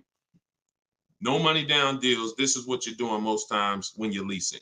So let's go back. Let's say somebody decides they're going to get a good price on a used one. Let's just throw this scenario in here real quick to end this. Instead of a $44,000 brand new one, they find one for like 28. Great used car price, 44,000 new. I got one for 28, maybe 4 years old, low miles, 36,000. Great deal, below market deal. Get it for 28. 28. Throw my taxes and fees on there. I'm at 32, 31. What's my payment? 31, 600. Look what I'm buying too, because some of you that's what you think about with a used car. But I like the monthly payments. But Danielle's driving a brand new 44,000, never been titled. She's the first person to sit in this new car smell, like real new car smell. Latest and greatest options and features, full warranty. If anything breaks on the car, she's covered for 4 years. She won't lease it. She won't have the lease for more than 3 years. She's paying $550 a month. A person who's buying this same car is paying $800 a month, $900 a month. And a person who's getting a used version of this, 4 years old, 1 year left on the warranty, 3 years old, 1 year left on the warranty, and they're paying $600 a month. Everyone's paying more than her. And these are lease deals that we get all day long. Everyone's paying more than her. We can put every scenario. Only person that's not paying more than her is somebody who just drives like a 10-year-old Audi, 12-year-old Audi. They go pay cash for it, buy it from Facebook Marketplace or something like that, or people who go to the auctions and get, like a 12-year-old one. Those are the only people who could, flip cars and not lose. Everybody who's buying new cars, newer cars, is paying more than her. It's people paying $500 a month because they bought their Toyota Camry. They're paying $600. So you're paying $600. She's driving an Audi, $44,000 vehicle, no money down. You're paying $600. You're driving a Toyota Camry that you're not going to keep for more than another 2 years. Any car, replace it. Chevrolet, you could pay, Camry, Honda. You're not keeping these cars more than 8 years, and you're paying these ridiculous car payments, and you're the ones that, unfortunately, because you believe bad advice, you are not winning. You're losing. But would you rather me not tell you? God willing, you're like, man, I'm glad I'm young. I'm going to still buy more cars. Most of you are still going to buy more cars. It's good for you to find this out now rather than you never found out and you just passed it down to your family and your kids. And now They heard they don't lease. Now you got your 25-year-old. He never heard about leasing. He goes and he gets himself a $30,000 car because he got a good job. He said, all right, I could afford a $600 a month payment. He gets a $30,000 car. His payment is $600 if he put no money down, or maybe he put 10 grand down, whatever. Point is, he's paying between $400 and $600 a month for this car when he could be leasing a brand new version of that car for $350 a month. $350 a month, $600 a month. These payments are nowhere close. It's nowhere close. Depreciation is the unseen expense. So this is all step one. See what I'm saying? So when you're reading my book, you're going through leasing versions. I got a video on this, by the way. This is in my digital book. I'll link to certain videos to help you guys really understand certain concepts. But this is what we do. This is step one. Leasing versus buying is step one, because I know who was taught, be honest, never lease a car. Type me if you were taught never lease a car. You don't need a down payment, Lisa, and you don't need excellent credit. You need good credit. No down payments. I can show you right now, Lisa, on the screen. You can't see it because we rebroadcast these shows on TikTok, but you'll see it on Facebook, YouTube, or Instagram because they can see the slides that I'm sharing. Like every deal that I'm gonna show, like Kimberly. Look, she got a $91,000 Maserati, $944 a month, 39-month lease. $944 a month, $91,000 Maserati. She got bids. Use what I'm teaching you in my book. She got bids. 7 competitive quotes ranging from 1% to 1.8%. That's a crazy, but she saved 20 grand on a brand new Maserati. No money down, lease. Bonita, this was in the middle of the pandemic when people were, the Kia Telluride was one of, if not the most popular SUV all through the pandemic. People were paying $800 a month, $900 a month, $1,000 a month for these Kia Tellurides. She leased one in December 2022, and she got it for $600 a month, and she gave him $600. That's all she gave him. So, ask questions. It's better to ask questions about things that, you may not understand versus making statements, because when you make statements, sometimes it can mean you're not in a full posture of learning. But I do get that you're dropping, many of you are, this is a game changer for you. This is a game changer. This is a money changer for you. My goodness, my brother who I met recently over the last year, he's a neighbor of mine and he's become a close friend. And he had a Kia Telluride, black one, just like her. Totaled it. His wife was in an accident maybe about a month ago and totaled it. And he called me and he said he had saw the 8-year rule. And he said, I'm not keeping these cars 8 years. I'm going to lease this one. He leased a Kia Telluride, and his best offer on the same vehicle he owned was under $500 a month, no money down. It was like $479, $489. He was just paying. Remember, this was a $45,000 Kia Telluride he had. His payment on that car was probably $800-900 a month. So that's his wife totaling that car ended up being a blessing. Got him out of that car. He got the lease. He got the same car, brand new one, and he's paying $300 a month less because he has correct deal structure now. This is so important. That's why I call this the most important question in my book. And this is step one in my process, is you ask yourself the most important question. So I'm going to put the banner back up for you guys on Facebook and YouTube. You can actually go to deshonsbook.com. Dolan pinned a comment in the Instagram section, in the Instagram comments. Also in the Facebook and YouTube comments, we've pinned Deshon's book. You can get your copy for 75% off. It's a digital book, so it goes to your email. Make sure you check your spam and your junk folder, but it goes there. You can get it in 3-4 minutes, and you won't pay the normal $97 if you get there before the 30-minute timer goes down. Once the time expires, the price is $97, which is the normal price, and it's worth more than that. It's worth thousands. I wouldn't price it at $97 if it wasn't worth thousands and thousands of dollars. So, but you can get it for 75% off that. You can get it for $24, if you get to my TikTok bio, my Instagram bio before the timer expires. But that's leasing versus buying. That's a quick comparison of leasing versus buying and how there's no way to get a great deal if you buy when you should have leased.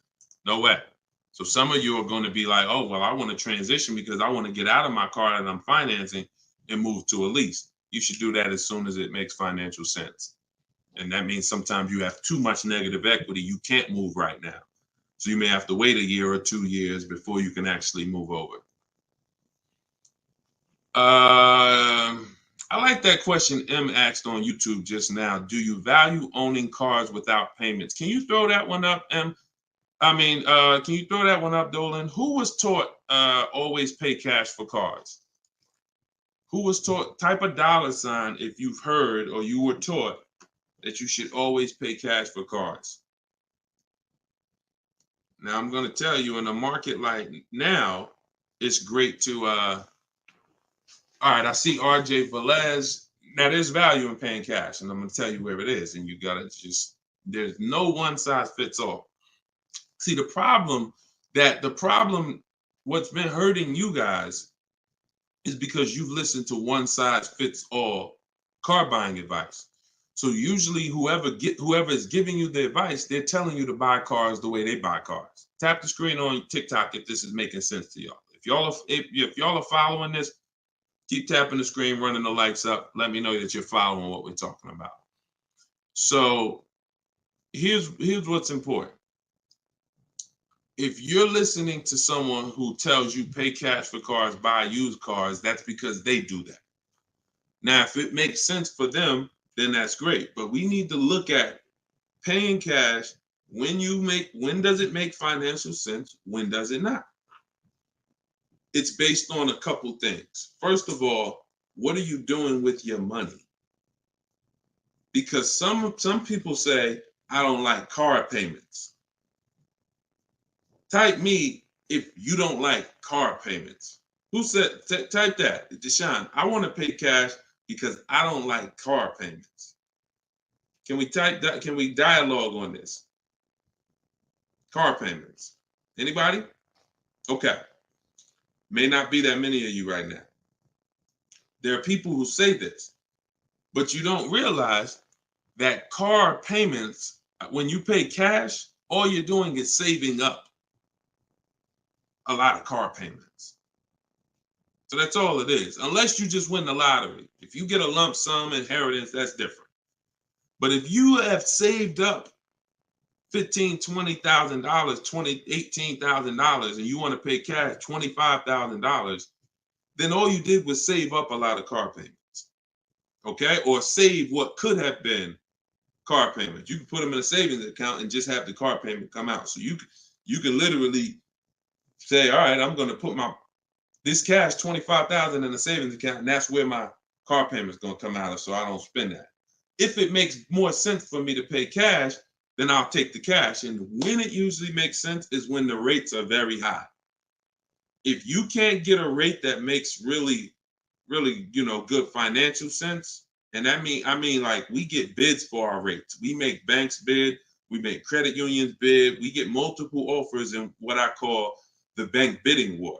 You get this when you get my book too. This is actually a section I wrote. It's like, maybe it's 3 steps to it of how to get the bank bidding war. But once you get those bids, if you can't get a good rate, then it really doesn't make sense for you to pay cash. I mean, it doesn't make sense for you to borrow the money when you can pay cash for it. But there's an exception to this. What people are doing with their money is relative. So let's just say somebody is investing their money and they can get 10% on their money or 12%. Some of you are in real estate. Some of you are in good investments and businesses, investing into small, things that you can get 15, 20% returns on your money.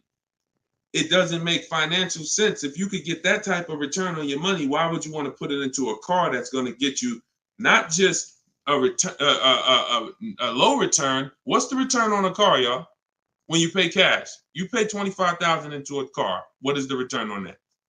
On the cash, what's the cash on cash return? Because I don't want to talk about this much because everyone's not paying cash. It's a small number of you who will, but I want you to be able to know when this is a financial conversation that if you're paying cash, you should understand this. If you got $20,000, $30,000, $40,000 saved up, you're thinking about paying cash for a car, this should be an easy conversation for you to follow. Okay. All right. Actually, everybody said the return is 0.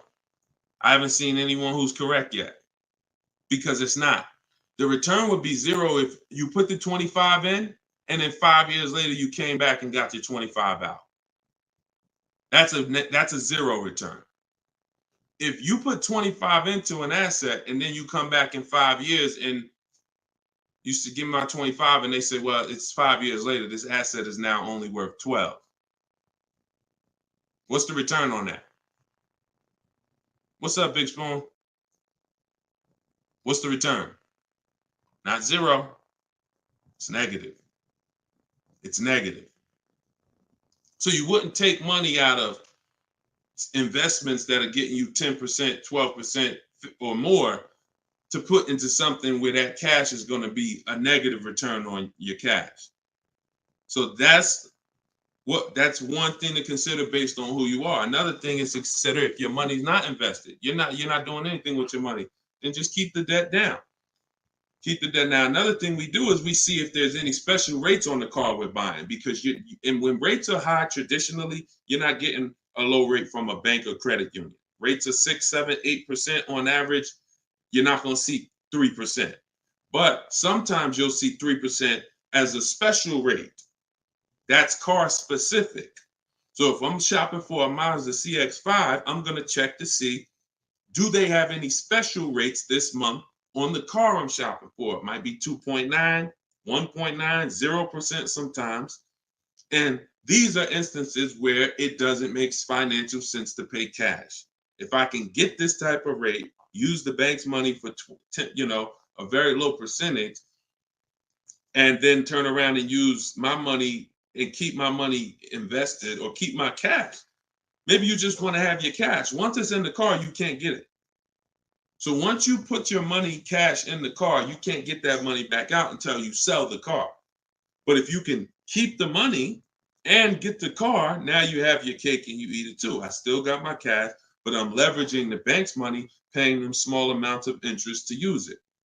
So people see interest as the only loss. I don't want to pay interest. That's programming. That's not what would be talked about in a finance conversation. And if you want to get religious, because some of you say, "Oh, I don't want to pay interest because of religious reason," then it's a partnership. It's not a debt. It's a partnership. Anyway, let's not get all into that.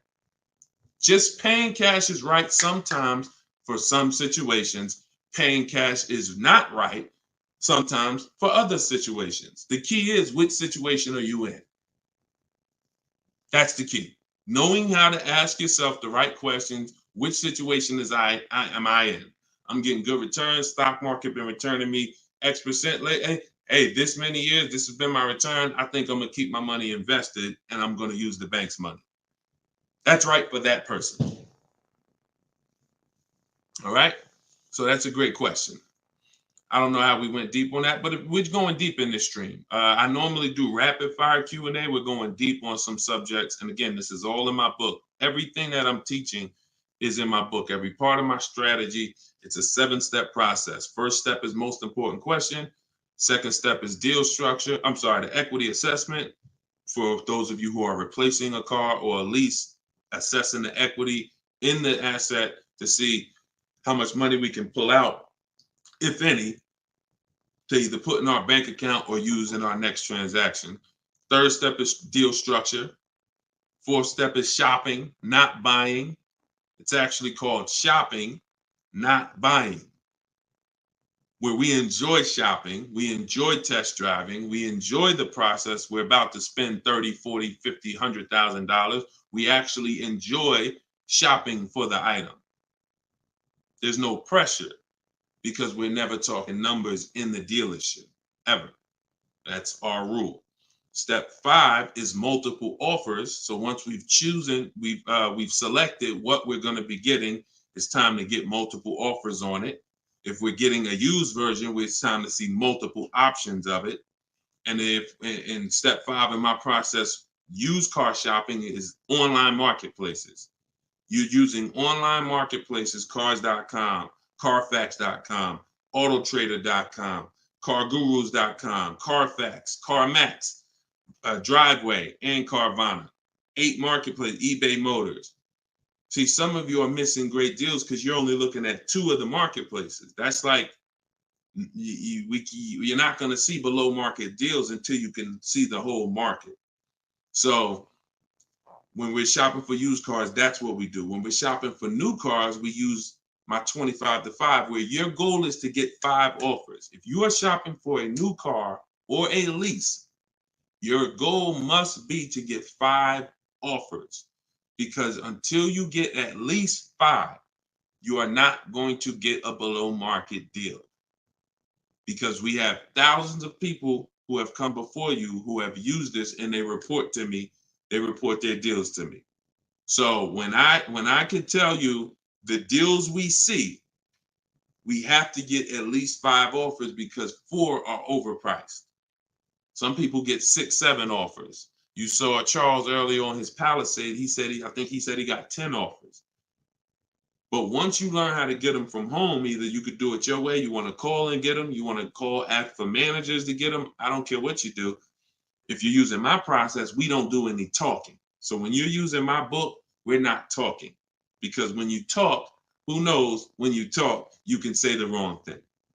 When you type, and then you're typing what I wrote for you. Because in my book, you're using what I wrote for you to talk to the dealers by email.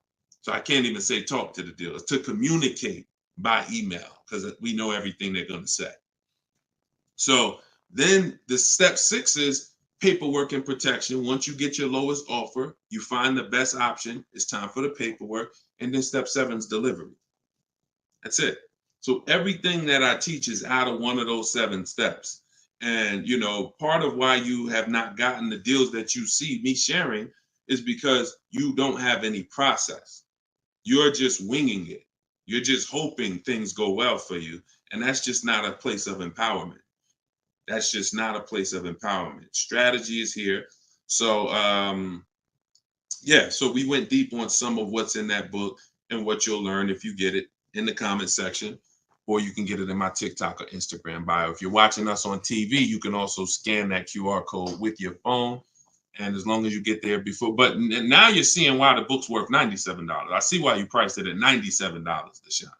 You know what I'm saying? That makes sense. You breaking this down and telling us what's in the book, and it's a digital book with links to videos and scripts and things you copy and paste. Oh, I see why this is a $97 book that you can get for 75% off. $24 before the timer runs out. Go ahead, Dolan. Yeah, this has been good so far, though. I do like this. Are you enjoying this dynamic? If you are, type something. The word something. Let me know you're enjoying this.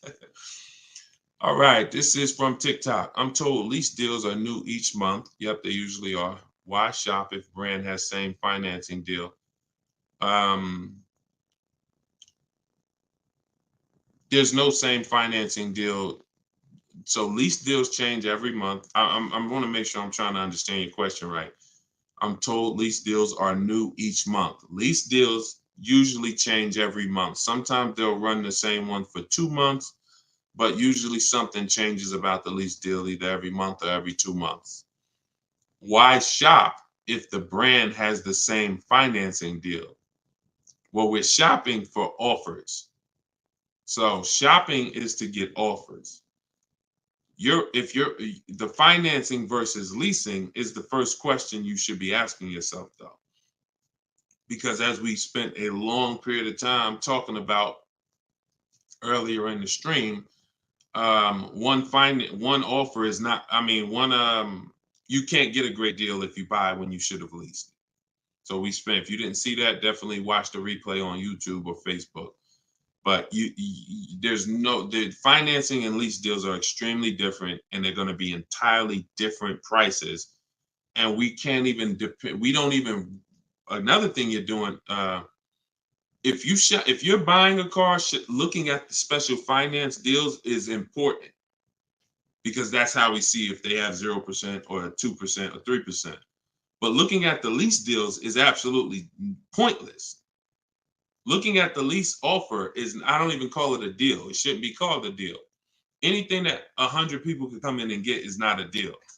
They're not going to offer a deal to 100 people and say, hey, come on in and we make almost no money. See, what Charles paid, look, on his Palisade, $48,000 Palisade, he's paying $597 a month. Sean getting there, he got his F-150 Lightning XLT, $73,000 truck.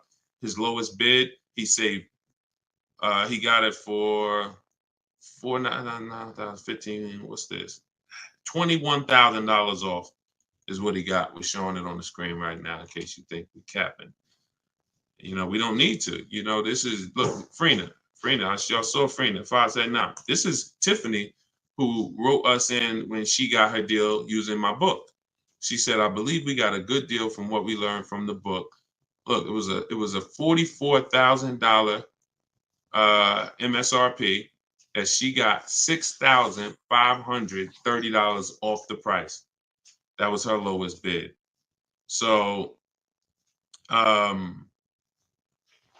you're nowhere close to what normal people are paying and what is advertised on these vehicles. What's advertised on these vehicles is not a deal. A below market deal is something where the managers don't really want to make it. But you know what? It could happen for a number of reasons. Somebody wants to beat their competition. Sean said he had to go 100. We shop out of state. You'll get very used when I walk you through shopping from home, and you know, you'll see. I mean, if you're gonna do it your way and you get used to it, you'll see you're in more control. You're in control. So, but a lot of times your best offer is going to come from a dealer that's not close to you, because the dealers that are close to you feel like, why do we need to give them a deal? They're going to come in anyway. Because that's what most people do. You're going to walk in the dealer anyway, and you're going to talk numbers and try to negotiate. That's what most people are going to do. Why do we need to give these people deals? But this person who is now talking to multiple dealers from home, they hold the cards. We hold the cards. And then one person wants to beat everybody, and they do that. But you gotta, I'm gonna say this and then Dolan throw the next question up. If everyone could get below market deals, then they wouldn't be below market deals. They would be normal deals. It would be the average price. Y'all, is that clear? Is that clear? If everyone could get below market deals, if it didn't take strategy to get below market deals, then they would just be regular deals. You know? All right, this is Rhino from YouTube. What is a good range of credit score to go for a lease? Great question. Anytime you guys hear a question you like, just start tapping the screen, please. Appreciate y'all continuing to run the likes up on TikTok. What is a good range of credit score for a lease? So what I teach is the parameters. It's more about profile versus just score. The score is one step of your profile. It's one portion of your profile, score. But you also have income. You have something I call comparable credit. I don't call it that. The bureaus call comp credit, which is you've had a car loan before. So you could have a lower than fair credit. You want to be in at least fair. If you're in the fives, I wouldn't go a lease route. I would go a different route, which I have in my book. You get a smart car, set yourself up for a lease. Not the smart car that y'all thinking of, those little ones. It stands for saving money at the right time. We get the smallest car we could get a loan on, pay the payments for 2 years, then we flip into a lease. Because again, payment history weighs very big. So, but if you're in the 620, 630, but you got on-time car payments for the last 3 years, 2 years, 5 years, you might have, high balances with your credit cards, but your car payment has been paid on time, but your credit score is low because you're using a lot of your available credit. So in that case, you got a great shot of getting a lease because you're replacing a car, you're replacing a payment, you're not adding a payment. But usually, 650, 660 and up. 660 and up is usually the best to stay out of that manipulation zone. But again, if you have a lower score than that, but you have good income, good, you've been at your address a long time, these are things that weigh in the profile. You've been on your job a long time, versus, hey, you might have a 700 score, but you only been on your job for 6 months. That could affect you. So it's not just score, it's profile. But most leases are easier to qualify for than you guys would believe. I got my first lease and I had a 6-something credit score. Now I did have to pay, I remember $25 more because of my credit score. I didn't get approved at the first tier. I went up $25 or something like that. But I was still paying $256 a month for a brand new Pontiac G6. It's a $20,000 car. So I had friends that were paying $500 a month for Toyota Corollas, $20,000 cars. $23,000 brand new Toyota Corolla. They're paying $500. They're paying, and I'm paying $256. These things make a difference in households. Thank you for answering, brother. Just purchased your book too on your website. Enjoy it, brother. Now, I don't even say enjoy it. I use it. Use it. And there's 2 ways to use it. I don't recommend going through the book and then shopping. I recommend you don't, the book is written in a way where I ask you, it's like if you called me and said, hey, D, what's my first step? Here, do this, and then call me back. You wouldn't call me and be like, Deshone, give me all the steps. I wouldn't give you all the steps because you would forget them. I would tell you, all right, how many years we keep in the car? 4. Okay, we leasing. How many years we keep in the car? 10. All right, we purchasing. Then we're gonna move to the next question. We need to do our equity assessment. Go on these websites, call your bank, get your payoff, do these steps, call me back. Okay, boom, I did that. All right. So once you put those things in an order, you'll see that you threw me off, Dolan, throwing that question up. But yeah, Rhino should. Oh yeah. Anyway, what I was saying is use it. So you could go through the book. I would recommend you go through it, do 1 step, check it off before you move to the next step, so that by the time you get to step 7, I'm congratulating you saying, let's get ready for delivery. Not, oh, I'm at step 7. I read the whole congratulations. Oh, that was so nice. That nice message you write to us when we get our cars at the end. That's nice, Deshone.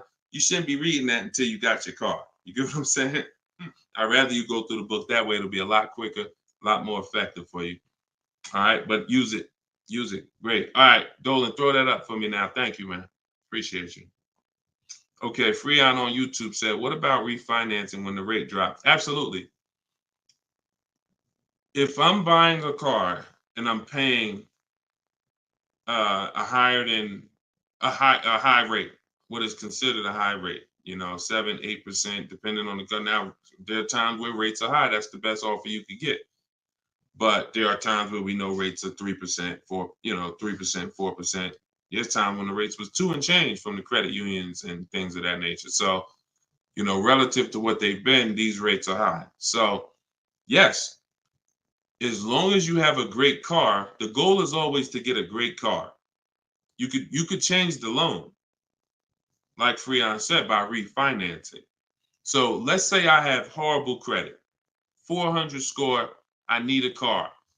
I'm going to make sure the car I get is absolutely a great car. I mean, it must last. This is the thing you need to be looking for. I need to make sure I'm getting a car that's going to last, because I could always fix the loan. But if you fix the loan refinance, but you got a bad car. You got a car with 100,000 miles on it, and now you're saying you're going to keep it 8 years. You're not keeping that car 8 years in a lot of cases. It has too many miles on it. So you should be shopping for a car saying, okay, I'm planning on keeping this 18 years. I want to get myself something with 60,000 miles. Now that might mean you can't get the big SUV. But if you get the big SUV and then the car breaks down in 4 years, it defeats the purpose anyway. So you could always fix the loan. Don't get a bad car. Very, very important. Or that really destroys a lot of these long-term plans that you need to have. Okay? But yes, everyone will be refinancing when the rates drop. That's for sure. Go ahead, Dolan. Next one, please. Great questions. Great questions. Yes, these are some great questions. From TikTok, I have a car with a lease ending in a couple months. Buyout is 35, but Kelly's Blue Book is 44. Should I buy out the car with the option to sell after? We don't usually buy leases, in fact, ever. Why are we so big on buying our leases? Who told us that was a good idea? Who told us going from buying? Think about this. 3 years ago, I drove off the lot with a very nice brand new car that I was paying, hopefully, a decent payment on. Why am I going to stop doing that to now buy a used car? What's the benefit to us buying these leases out? Maybe I don't see it, because what I explained is it's a horrible idea. It's a horrible idea. One exception, if you're keeping the lease 8 more years after you buy it, then it's fine, because it's just like you bought a used car. So you really kept the car how many years if you leased it for 3 years and you're keeping it another 8? See what I'm saying? 11 years. So you're going to win.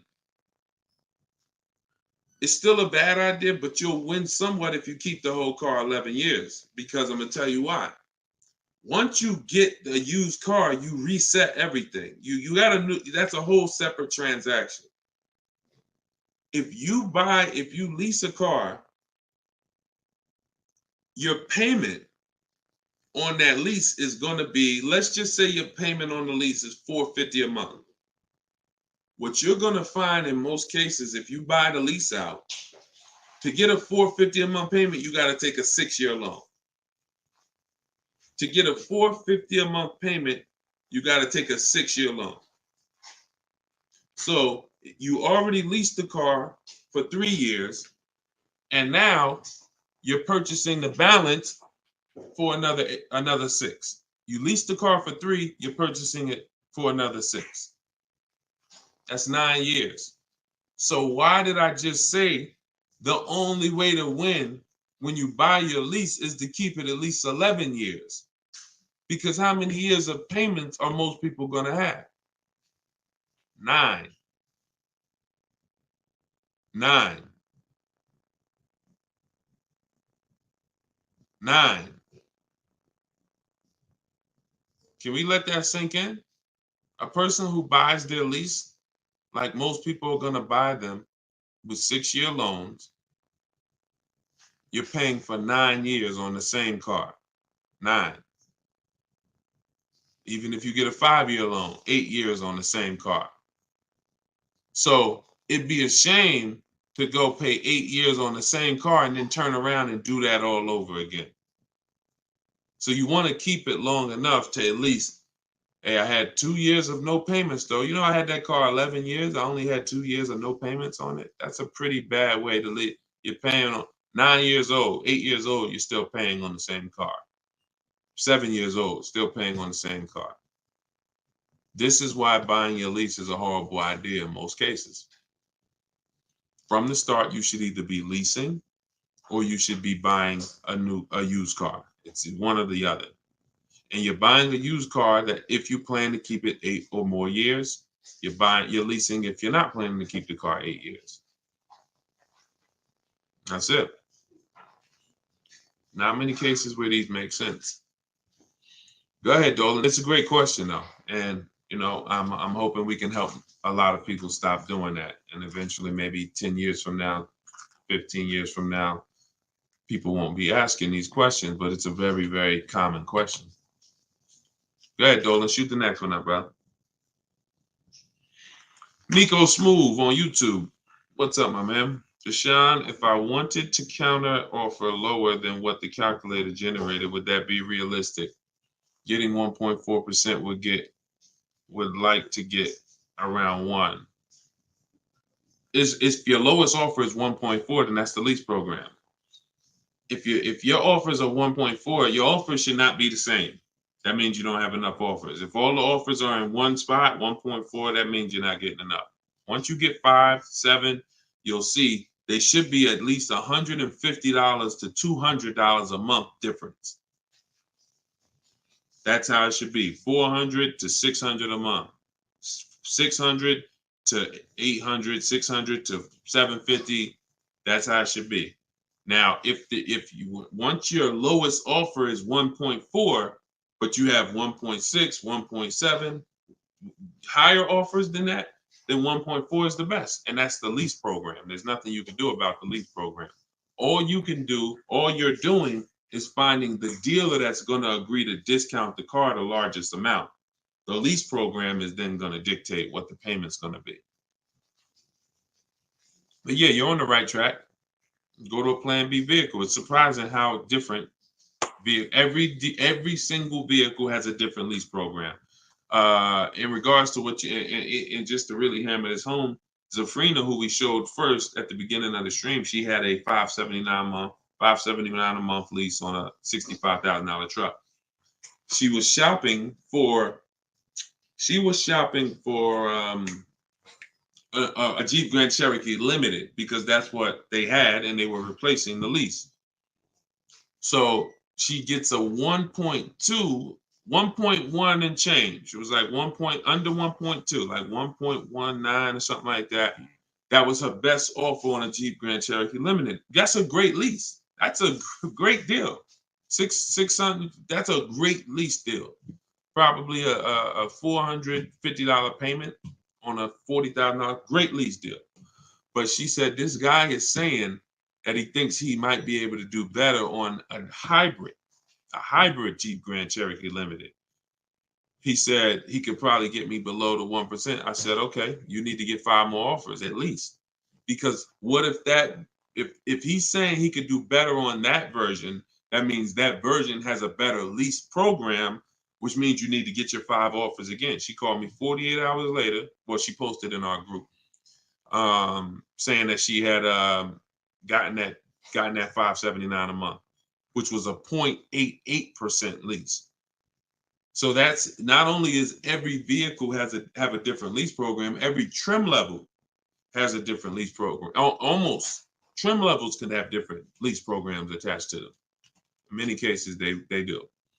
All right, great question though. You could also wait it out, Nico, if you have a little more time and see what the programs are next month. Go ahead, Dolan. You can shoot the next one up. Can you lease a car if you have a bankruptcy? Sure, but you need to rebuild your credit. You need to get your, if you start in blank, I know people that have had a bankruptcy, got a discharge, and they are at a 700 score in like a year.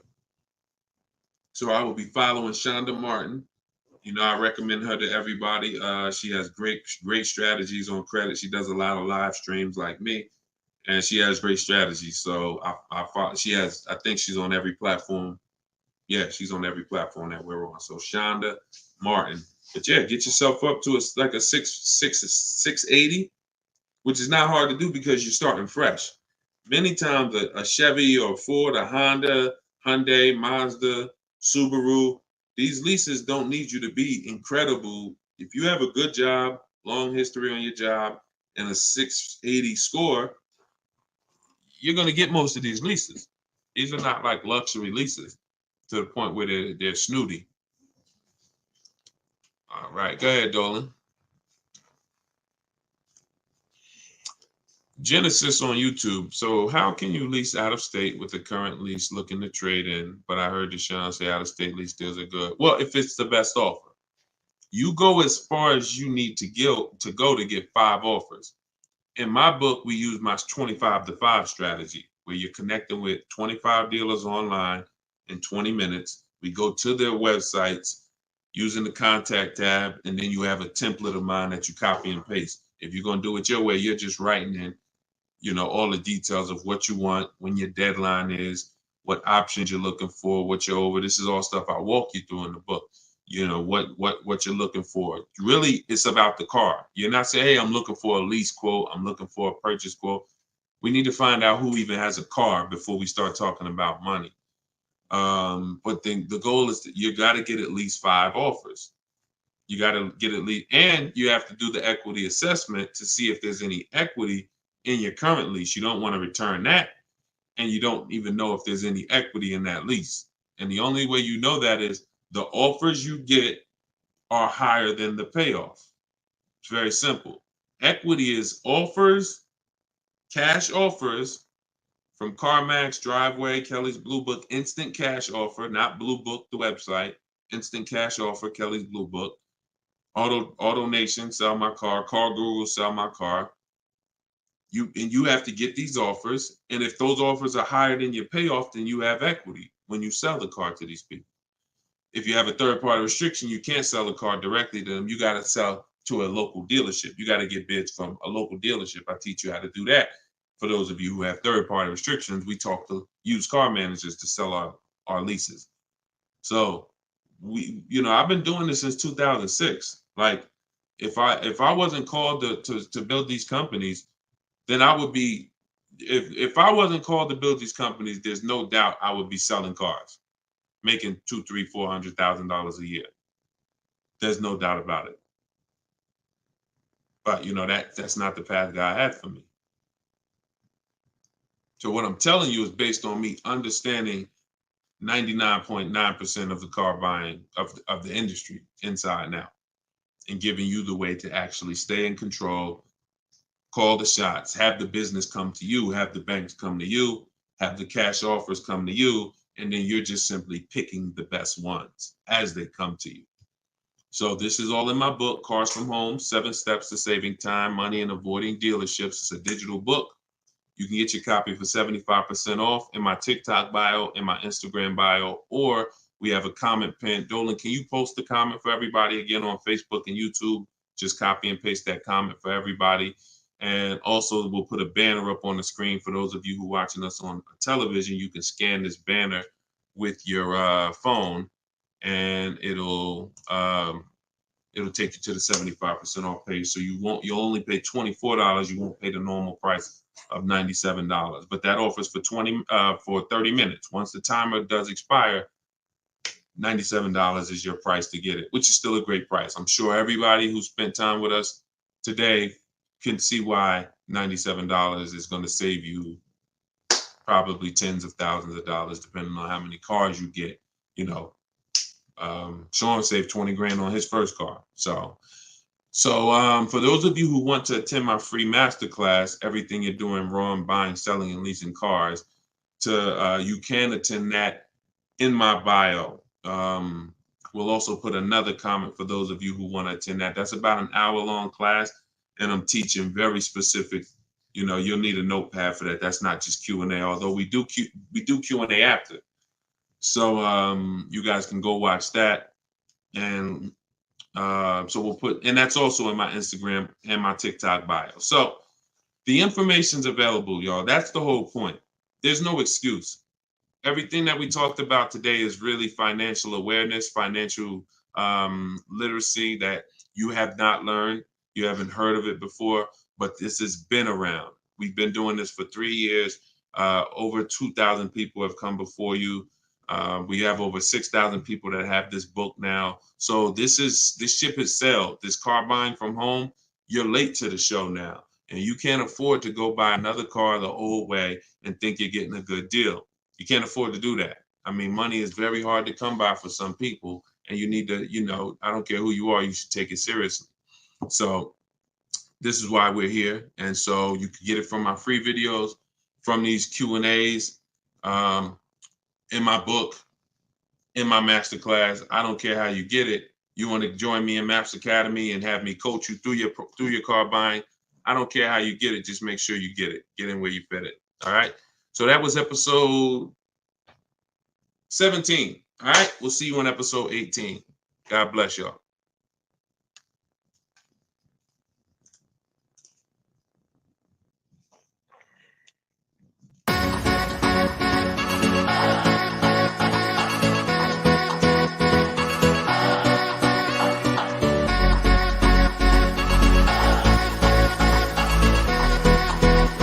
The worst possible thing you could say when you walk into a car dealership. I spent 5 years with Mercedes-Benz, 5 with General Motors, and the worst thing a person could say when they walk in is, if you could just get me to this payment, we got a deal. So your loan's probably still like 19, which means you got to pay to get out. You're upside down. It's called negative equity.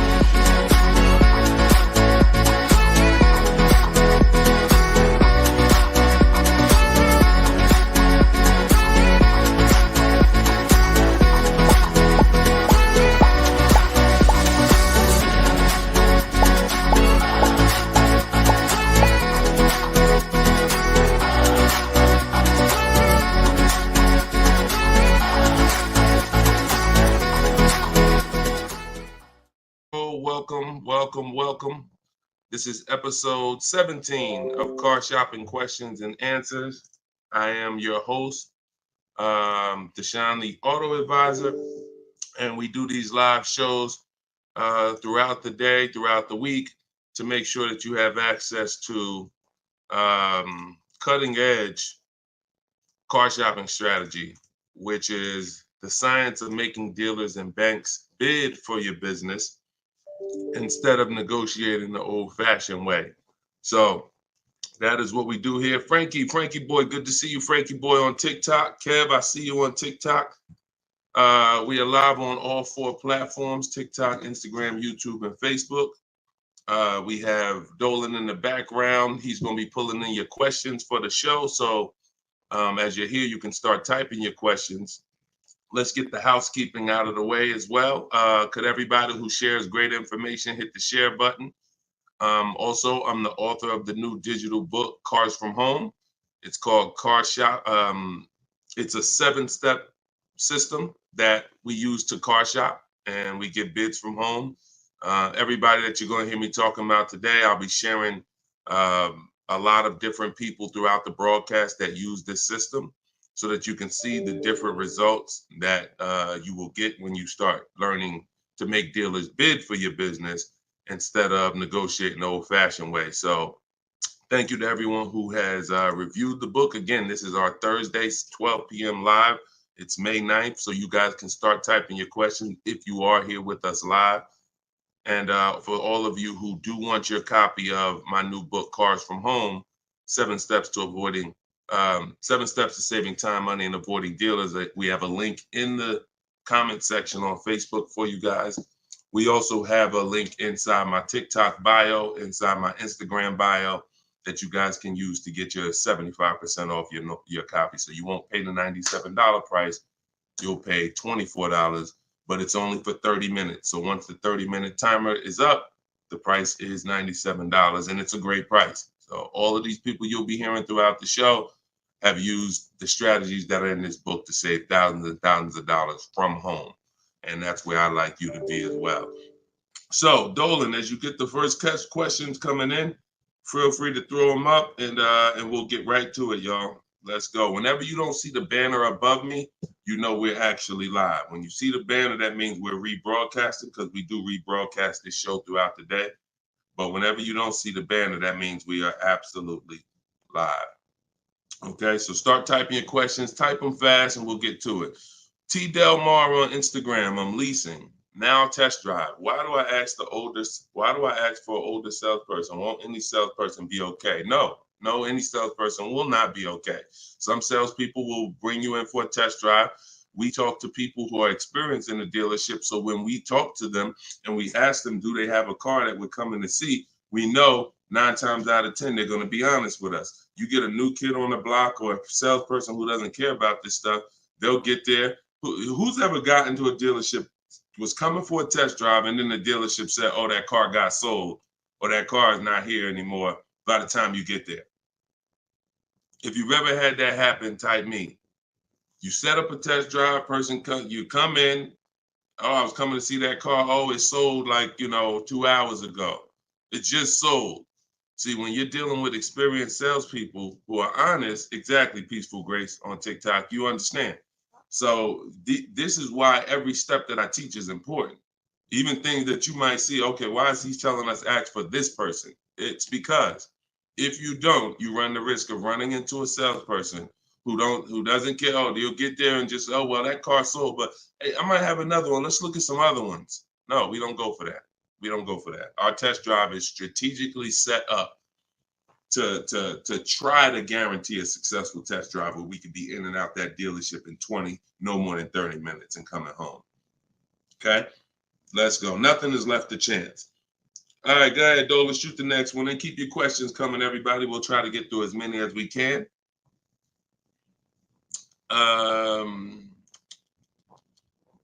I see you got all right, we got one that just came in on TikTok. We'll give everybody a chance to come on in and start typing your questions. Try to type them all in one question, kind of one long question versus, continuations and continuations. Shaderick Will on TikTok. How do I get out of a finance contract without it being on my credit as a repo? How do I get out of a finance contract without it being on my credit as a repo? Well, let's talk about how not to do it. If they take the car back because you didn't pay them, that's a repo. So if they take the car back because you didn't pay them, that's a repo. So if you do that, that's a repo. So let's talk about how not to do that. You could sell the car. The only way to get out of a car without it being a repo is to sell the car. So you need to find out what your equity position is in the car. You need to call the bank, ask them how much you owe. That's called a payoff. Get your payoff amount, how much you owe, and then you're going to get offers. You're going to do what we call an equity assessment, where you go into the 6 online car buyers and you get you get these bids. CarMax, Driveway, Carvana, Kelly's Blue Book Instant Cash Offer, AutoNation Cash Offer, and Car Gurus Sell My Car Cash Offer. Those are 6 different cash offers that you're going to get, and whichever one's the highest, that's the one you would take. What's up, Dave DFW? I see you. What's up, Yono? That's how you get out of the car. The only way you're going to get out of a car you want to replace people is to sell your way out of it. Because we don't trade. In most cases, we do not trade because you don't get all the money. When do you get all the money trading anything? You know what I'm saying? Who can tell me an item that when you trade it, you get the most money possible for it? I'll wait. Anybody? What's up, Bobby I Modern? What's up, Bell? See what I'm saying? So we understand. You're not going to get all the money of anything trading it. You sell it. That's the way. And most times you guys are taking $2,000 to $3,000 to $4,000 less for your vehicles, trading them. You're losing. See, again, you can't take the monthly payment seriously, but not take the price of the car you're buying seriously. Not take the shopping for your interest rate seriously. Not take the selling of your old car seriously. Because you may be more focused on saving $1,000 off the price of the car you're buying, but you're not putting that same energy into how you shop for your loan. You're giving the bank $2,000 or $3,000 more because you're paying higher interest. Or you're not doing this bidding process. You're trading in your cars. and you're paying $1,000, you're getting $1,000 to probably $4,000 less than what you would get selling these cars to online car buyers.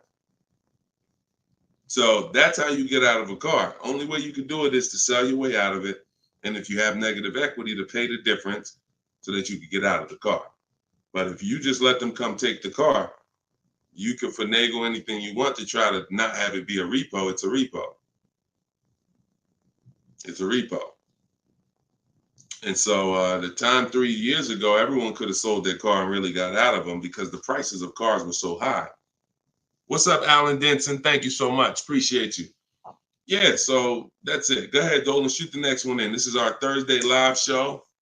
My man, Alan Dawson. Appreciate you. Oh, Alan Denson. Yeah, appreciate you, man. Thanks for supporting the broadcast. This one's Optimal Living from TikTok. This is our Thursday, May 9th live show at noon. So whenever you guys don't see the banner above me, that means we're live. You can send your questions in, and we'll try to get them into the show. Grand Rising, I want to buy a used approximately $10,000 or less, approximately $10,000, less than 100,000 miles, 1 or 2 owners, like a Honda, Hyundai, Volkswagen, good gas mileage, easy to repair. Any suggestions? Well, you have a lot of filters there. If you were buying under 10 grand, I would be looking at Facebook Marketplace. I would be looking at Facebook Marketplace because our used car strategy is to look at all the marketplaces where cars are. These are, you know, Auto Nation, Auto Trader, Cars.com, Car Gurus, Carfax.com, CarMax, Carvana, Driveway, and eBay Motors. But if we're looking at a car that's under 10 grand, I would certainly be looking at Facebook Marketplace. Facebook Marketplace is where you're going to try to find a private party owner, not a dealer. Not a dealer. You're trying to find a private party owner that's going to sell you the vehicle, private party, not a retail purchase. A retail purchase is at a dealership that has done reconditioning on the vehicle to prepare it for the market. And so you're paying for that. You're paying probably 10% more for a retail purchase because it goes through the retail process. But if I'm spending under 10 grand, I'm looking at Facebook Marketplace to look at to get a private party sale where I could save probably another 10%, maybe a little more below the retail price. But that's really depends, price specific. Same thing with selling cars. When we get our bids, if our car is worth less than 10 grand, we usually I always tell people, it's in my book, if the car is less than 10 grand, when you get your offers, you could get probably 1,500 to 2,000 more listing it on Facebook Marketplace. So if my highest offer might be for 8 grand from CarMax, everyone else is offering me 7 and 65, and I'm gonna throw it on Facebook Marketplace if I have the time, and I'll sell that car and usually get a $1,500, $2,000 above. So it's the same difference. I would shop on there if I was looking for a car under 10 grand. I would sell on there if my car was worth under 10 grand. See, when you start going with cars that are worth 15, 20,000, trying to put them on Facebook Marketplace, most of the buyers there need a loan. Most of the buyers on Facebook Marketplace need a loan. So when you get there, they're not going to be, you know, most people don't have 20 grand to bring a private party. That's just most people.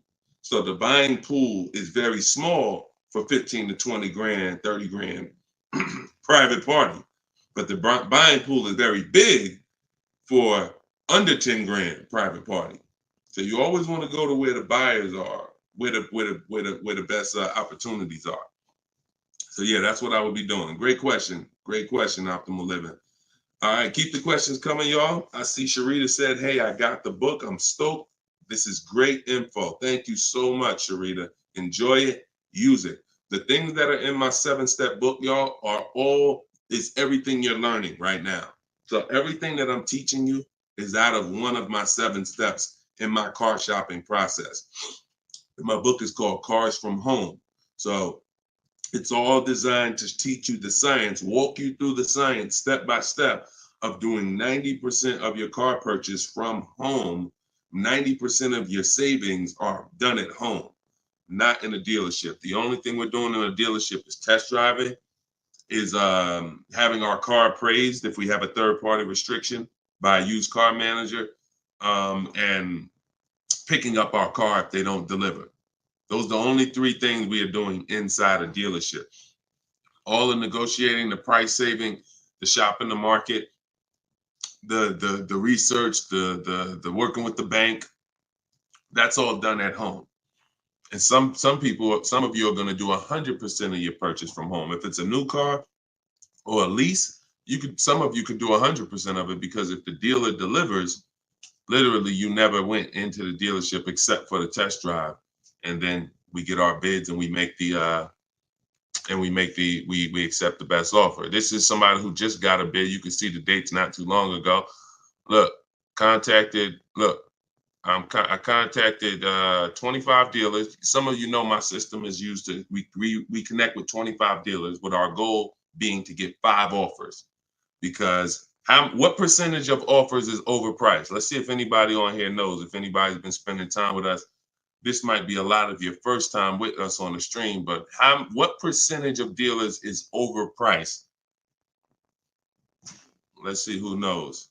And this is why you must get at least 5 offers. At least 5 offers, because what percentage of dealers are overpriced, everybody? Let's see. All right, we may got a lot of new people on here. Maybe nobody knows. No, not 100%, Twan. Not 100%. Thank you, T. Delmar. 80%. Exactly. 80%. T. Delmar Instagram got it. 80% of dealers are overpriced. Now, this is not my opinion. I'm telling you guys. I've been working with people all around this country. I opened up my car buying school, Maps Academy, 2021. We have probably over 6,000 people now that have our book. So people report deals to me. I have hundreds of people who over the years report their deals to me. And that's what we see. We see 80% of the quotes we get are higher than the best quote. So when you get your 5 offers, one of them is going to blow the other ones away, but the other ones are going to be significantly higher. And when you look at somebody like this is Teddy. Teddy he said, I received 10 offers. He said, I only used the scripts provided. So in my book are the scripts he's talking about that you copy and paste. This dealer's initial quote came back at 937. Using the counter offer calculator, which you have in my book as well. Using the counter offer calculator, I countered at, I closed on this, wait, hold on, I can't even read. I closed on this 2024 BMW i4. MSRP is $73,855. $73,000. Pay attention to this, y'all. I counted at 829. He came back with 856. My highest offer during this process from a different dealer was 1123. My local dealer, it's a lot happening here in this post if y'all pay attention and dissect it. My local dealer came in at 986 and even told me in an email that he didn't think I'd find a better deal out there. I didn't speak to one salesman on the phone until after the credit was ran and the deal was secured. I even got them to cover my last 2 lease payments. This is how you get, see, if I was to ask Teddy right now, Teddy, bet me $1,000 that there's not a better deal out there. He'd most likely take the bet because he connected with 25 dealers. He got 10 offers.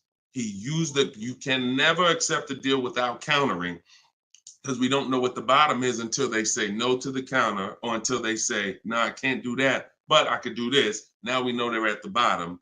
So all of this stuff can't happen. You're not going to have price assurance, which means you guarantee you paid the lowest price, and you're not going to be able to get these numbers until you sit at home and start getting the offers at home.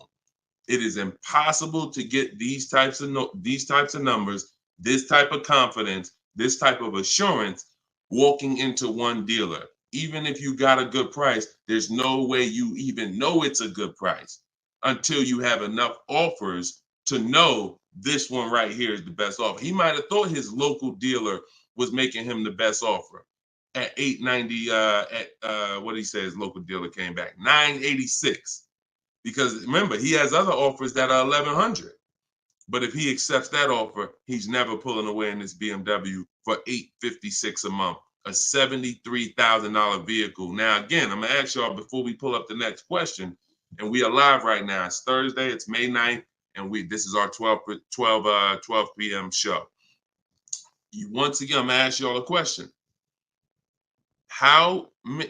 When you look at what he's paying, some of you have seen every $5,000 on the price of a car is how much a month?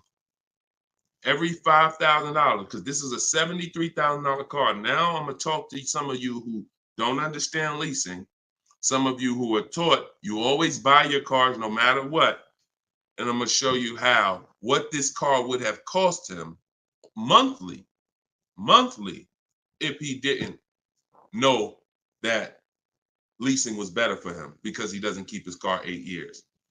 Thank you, Gerard Young. Every $5,000, Gerard just answered. Emo also answered it on YouTube. The question was, every $5,000 on the price of a car is how much per month? Approximately $100 a month.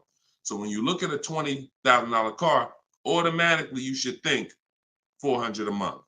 You're looking at a $40,000 car, that's $800 a month. You're looking at a $50,000 car, that's $1,000 a month. 5 years on a 5-year loan. You're looking at a $70,000 car, y'all. That's $1,400 a month. $1,400 a month. His car is $73,000. Not to mention, there's people right now that are driving this same exact car Teddy got, same exact BMW, $73,000. They're paying $1,400 a month. He's paying $856. Are y'all getting this? Are y'all getting this?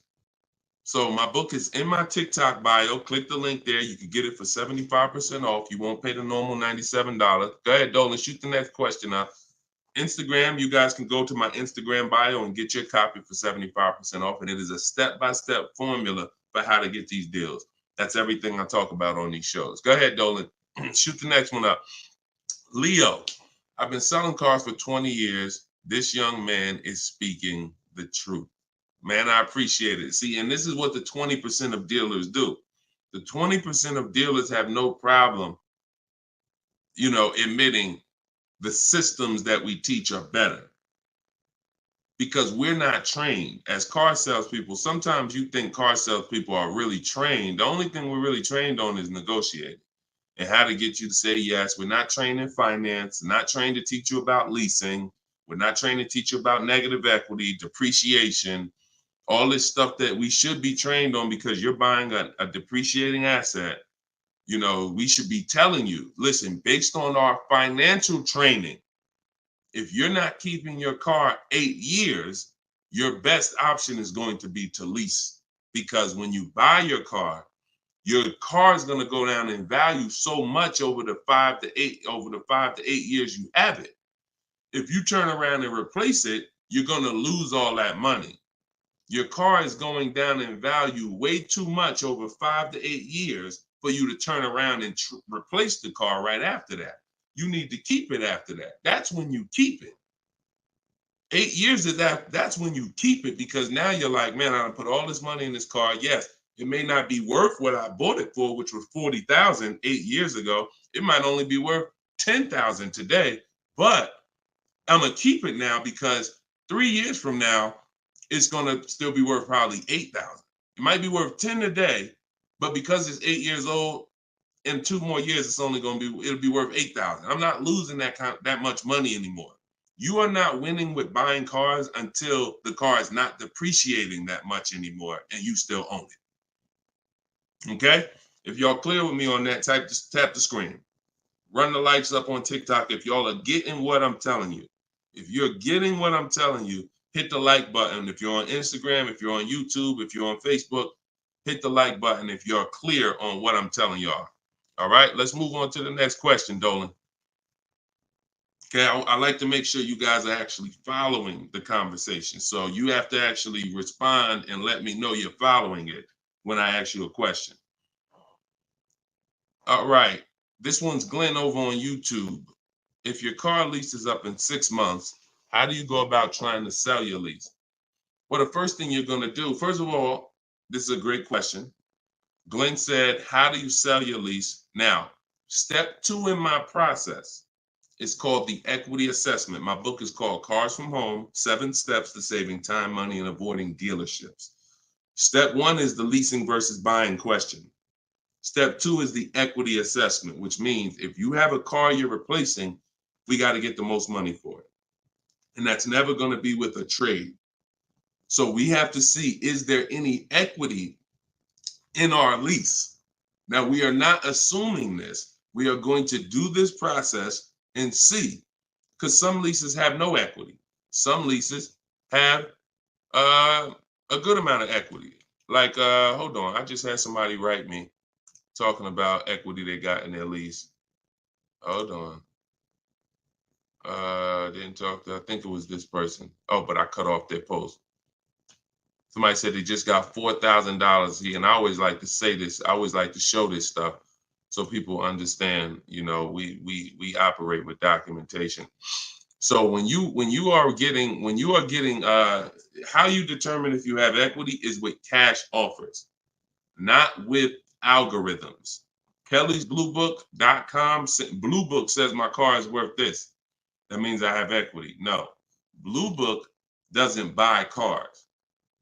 So what you want to do is you want to determine if you have equity by calling your bank. You're going to get your payoff, which is how much you owe. And then you are going to go on the websites that I'm laying out for you. It takes you 20 minutes. If you can't take 20 minutes to go on a website to fight for your money, you don't deserve it.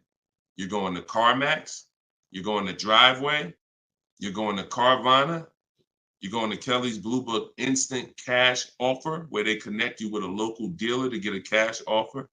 You're going to Car Gurus, Sell My Car, and you're going to Auto Nation, Sell My Car. And that's going to give you up to 6 offers. And if you have a lease, you need to ask your bank, do you have a third-party restriction? And if they say you have a third-party restriction, then if you have equity, you're going to be selling to a local dealer, not to one of the local online buyers. If you don't have a third-party restriction, we sell to the highest online buyer. If you do, we sell to the highest bidder among used car dealers. So it's just simple. There's different processes. I don't teach one size fits all car buying. So some of you who have a lease with a third party restriction, you're going to use one strategy. Those of you who don't have a third party restriction, you're going to use a different strategy. Those of you who don't have any money you owe on your car is paid off. You don't need to call your bank. You just need to go on those websites and get the offers. So, and when you're on there, if you have a lease, there's going to be a part where it says, is your car owned, financed, or leased? You want to put owned. It's very important. Don't put lease because it triggers something in their websites. So that's step 2. I go over this thoroughly in my book. This is called the equity assessment. You can't, listen, you need to get bids. Bids. That is my favorite word, that multiple offers. The reason why you are not saving the money that you could be saving is because you're not getting bids. The reason why you don't have the confidence when you leave a dealership that you got the best price is because you're not getting bids. It's very simple. Start getting bids and you're going to save more money and make more money selling your cars, and you'll see why we don't trade in cars. That's the equity assessment. Okay? Step 2 in my book. Go ahead, Dolan. Shoot the next one up. All right. Yep. Wanda said my last lease had 5,000 in equity on TikTok. Amen. I sold a lease a couple years ago when prices were super high. I made $10,200. My mother did. I made $9,000 on my Jeep Grand Cherokee. That was in 2021, I believe. 2021. Yep. It was ridiculous money. So the 9, 10 grand, 12 grand lease, those are not really there anymore. But we still see people that are making 2 and 3 and 5,000 for sure. Rudy on Facebook, how are you? Good afternoon, Deshone. I'm new to the live stream. Welcome. Who's new to the stream? If this is your first time here, type 1. Type the number 1 if this is your first time here. I'm looking for a 2020 SUV, Mercedes GLB 250, 4MATIC, less than 20,000 miles. Drives over 120. I see you, Yvette. Drives over 120 miles daily. We have been looking in different car websites. Still haven't found one that matches our max of 30K. Any suggestions? We live in New Hampshire. We've been looking in Massachusetts as well. Should we be expanding our searching area? Thank you for your help and keep up the great work. Absolutely. Yes, you should be expanding your search area. If you're looking for a 3-year-old vehicle with less than 20,000 miles, right now, you know, you got to look at the age of the car.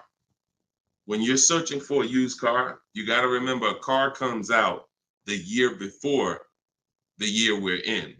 So if a car is a 2020, it was released in 2019, most likely, which means you're calculating the age based on then. So if you're looking for a car that was released in 2019, and right now we're in 2025, you're looking at a car that's 6 years old. If you're looking at a car that was released in, 2022, and we're in 2024, then it's 2 years old. So you need to look and say, okay, how old is the car I'm looking for? And then we can look at the mileage. Because if you're looking for a car that's 4 years old, but you're looking for it to be driven 20,000 miles or less, that means you're only looking for a car that has a 5,000 a year average. That's going to be very tough. I like to go with it. I like to look at 10,000 a year, and then I like to go to 12. Now, we're talking about how we expand the search of our used cars, because the whole goal is to expand the search slowly. So if you were looking at the 2020, 20,000 miles, now go up to 30,000 miles. I would go up to 40,000 miles, because 40,000 miles still means it's driven lower than average. Just to show, so average miles is 10 to 12,000 miles a year. If you get a vehicle and it's 4 years old, it's driven 10 to 12,000 miles a year. It has really under 40,000 miles on it. It means it's been driven under 10,000 per year.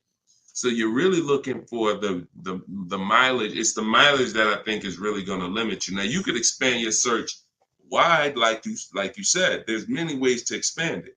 You could go 100 miles out. You could go 200 miles out. You can go 500 miles out.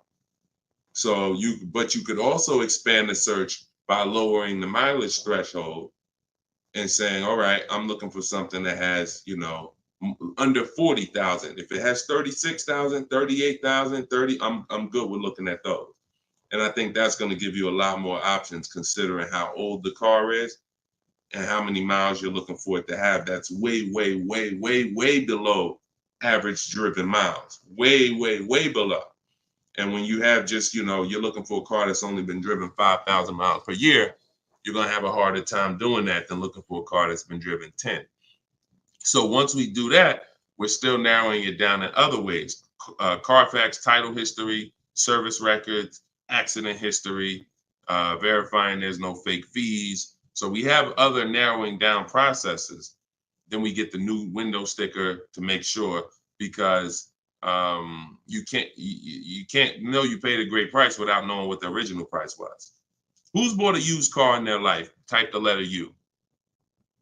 Type the letter U, and I'm gonna tell before Dolan pulls up the next question, I want to make a point here to how just not having strategy, you guys are missing the things that you should be using to determine if you're getting deals. Yvette, you, I see you. Okay. Richard on Instagram, you, I see you. Leslie on TikTok, I see you. Alex, I see you. Derek, I see you. Harold, I see you. Kathy, I see you. Okay, so let me show you something. When I was buying my Infiniti truck, all of the trucks we were looking at were white. All of them were priced between 30 and 32,000 as a used vehicle. 30 and 32,000. So if I narrowed it down, the top four I was looking at, they were all white, black inside, between 30, 32,000 price. Similar miles, you know, one may have 26,000 miles, but the highest one has like, 36 similar miles. So I'm narrowed this down. Now, this is where many of you you don't have the information to make the right decision, because the determining factor of which vehicle I chose was based on the brand new price. I'm gonna tell you exactly how this went. Once I got the brand new price, I got the brand new window sticker on all of these cars, I was able to see that one of the cars brand new was 46,000. One of the cars brand new was 48,000. One of the cars brand new was 52,000. And one of the cars brand new, which is the one I ended up getting, was 54,500. It was a special edition. It has all of these features on it, has all these packages. It has different rims. It has all these different things. Now, if I would have picked the other ones, because the asking price was lower, I would have made a horrible decision. Paying 31,000 for a car that was originally 46,000 is nowhere near as good of a deal as paying 31,800, which is what I paid for a car that was originally 54,000. This is what I call in my book the true value percentage. The true value percentage discount is what the vehicle is being sold for relative to what it was when it was new. So picture this, if the vehicles that I was looking at would have only had the true value percentage discount on them, it would have made it even easier for me to choose, because the one I picked would have said 42% off the brand new price. The ones that I didn't pick would have said 38% off the brand new price, 36% off the brand new price, 32% off the brand new price. So when I look, true value percentage is literally that. And that is something we created. See, a lot of what we teach, we didn't learn it, we created it. So you are getting things that, why can't I find what Deshone teaches in other places? Because God had me create it. So you're not going to find it from other people. You're not going to find the 8-year rule for leasing versus buying or other people. You're not going to find the 1.5% rule for bad lease deals with other people. You're not going to hear them talking about this true value percentage discount when we're looking at used cars, because we created all of this stuff to regulate the industry for people who will use it. So if you guys want everything I teach in one spot, you can go to my TikTok bio. As long as you get there before the 30-minute timer goes down, you can get your copy of Cars from Home, my digital book, for 75% off.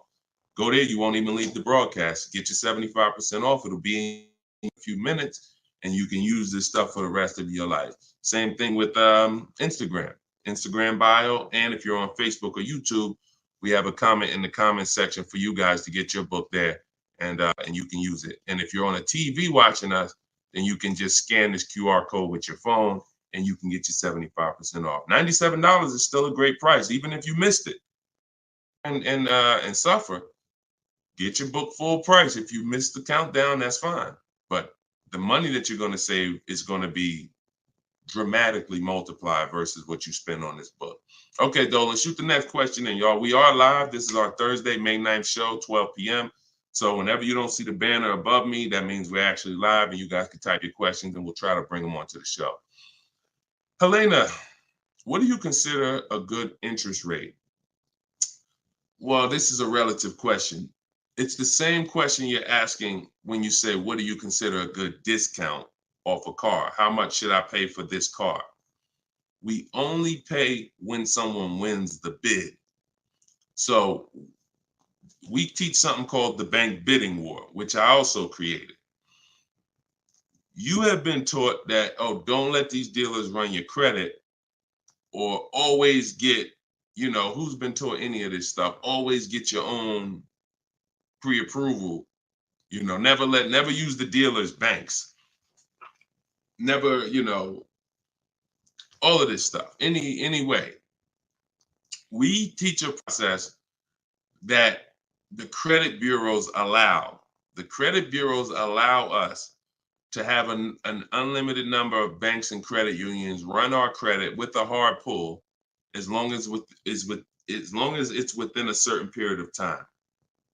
As long as it's within a certain period of time, when that time expires, they are going to have that weigh on our credit as one hard inquiry in terms of how it affects our score. See, normally when you have a bank run your credit with a hard, and then another one, and then another one, each hard inquiry affects your credit. But when you do it the way it was meant to be done, and using the bank bidding war, if one hard inquiry would have dropped your credit 10 points, 20 of these hard inquiries is going to drop your credit the same 10 points. So the way it's done is there's 3 rounds to it. There's 3 rounds. This is for people that are financing. Again, those of you who are paying cash, this doesn't matter. Those of you who are leasing a vehicle, this doesn't matter. That's why having access to car buying advice that's not one size fits all is what you need. Because typically, if you only pay cash for cars and get used cars, that's what you're going to teach people. So everything has a different place. So those of you who are financing a new car or a used car, you're going to use the bank bidding war so that you don't have to ask this question. This is the answer to Helena's question. How do you know? What do you consider a good interest rate? It's who wins the bid. So there's 3 rounds to it. The first thing we're going to do is see, are there any special interest rates on the car we're shopping for? So if we're shopping for a Kia Optima, a Kia K5, and all right, let's see, are there any special interest rates on it? Are they doing anything like 1.9% financing? Are they doing 0% financing? Are they doing 2.9% financing? Anything special? We also need to know how much the term. What's the term? Some people only do 0% for 3 years. That means you got to be able to pay the car off in 3 years or you can't take the deal. If it's 0% for 60 months, that's different. You got a 0% 5-year loan. You got 0% 6-year loan. So we need to see, is there anything special on the car? We do that for new and certified pre-owned, if we're looking for a certified pre-owned. Now, if we find something, sometimes that could prevent us from even needing to do any other interest rate shopping. If they're doing 1.99 for 60 months, you're not going to find better than that. No bank is going to do better than that. So that's why it eliminates the rest of the rounds in the bank bidding war. Eliminate it. But let's just say that there are no special interest rates. Now we're going to revisit the bank bidding war in round 2, which is after we find the best price on our car. See, because some of you, when you go shop for a car, you're thinking, how much should this car cost? Oh, what's the monthly payment should be on this car? The monthly payment is between you and the lender. It's not between you and the person you're buying the car from. See, this goes back to our point, which is you must set up your car buying transaction from who you're getting your loan from. The process of shopping for the best price on your car is different, or should be different. If you listen to me, it will be different than the process of you getting the best price on your loan. The best price on my loan is a different process than getting the best price on the car I'm buying. So now, once I start now looking for my car, getting my bids, get the best price on my car, now it's time to come back and get the loan involved. See, many of you are focused on what the best monthly payment is on the car, but you're not focused on finding the dealer that has the lowest price. That's focus number 1. Before we think about what is our monthly payment, we are thinking about what is the dealer? What's my process for finding the dealer who's going to sell me this Kia K5 for the lowest price? Who's going to sell me this $40,000 car for the lowest price? Once I find that dealer, Now it's time for me to come and get start shopping for my loan. See, and the reason why this works so well is because there's a process to it. We're not winging this. The reason why any fighter who goes into a fight and they're winging it, they are in a position of struggle. We don't wing it. That's why when you see my 7-step process in my book, it's 7 steps. In Matt's Academy, my car buying school, it's 7 steps. Whether it's video, whether it's the book, it does not matter. It's 7 steps because the process does not change. A process should not change based on whether you want a new car, used car, a lease, a luxury car, an exotic car. It shouldn't change. So once you find the best price on the item, now you're coming home and you are going to now contact online banks, your bank, your credit union, and you're going to get all their offers. This is round 2 of the bank bidding war. Round 1 is any special interest rates on the car. No? All right. Then we go find the best offer on our car. Now we're going to start round 2, which is our bank, our credit union, online lenders, all submitting bids for our rate. Round 3, once that's done, round 3 is we call the dealer who we have the car on hold with, and we tell them the best rate we got, and we give them a chance to see if they can beat it. That's round 3, because the dealers have another 5 to 7 to sometimes 10 banks. So see if they can beat it. So now you have 3 rounds of individuals competing for your interest, for your loan, to give you a loan. 3 rounds. First is the special rates. Second is you, your bank, your credit union, online banks. Third is the dealer's banks. And so when you leave, you already know I got the best interest rate. I guarantee it because I had 15, 20 people competing for my bank, for my loan. And that if you do that correctly, you are going to see that it weighs on your credit at the end as the same as one hard inquiry. That is what the bank bidding war. When you get my book, I email you a copy of the bank bidding war with it because I haven't merged the bank bidding war into my book yet. That's an update. Yes, that's an update. So all of you who had the book prior, when I update the book, you get the new book. You get the new book. That's another reason why having a digital book is the best way to do this. Because when things change in this game, when websites change, people go out of business, I update the book so that things can stay fresh. That's a beautiful thing about having a digital book. So the banner is on the screen. You guys can go to deshonesbook.com on Facebook or YouTube. You can scan the QR code with your phone because everyone can get your copy for 75% off. You won't pay the normal $97 as long as you get to either my TikTok bio or my Instagram bio before the 30 minutes is up. Okay, that's a great question, though. And what we're doing is we're going a little deeper. I've had tons of shows. We've done tons of streams where I was doing these rapid fire answers. This is episode 17. So what you're going, or 18. So what you're going to see is we're going a little deeper on certain topics as we're led to. So go ahead, Dolan. Next question. 5 though. No, I'm not streaming on Twitch, Matt. Only on Facebook, YouTube, Instagram, and TikTok.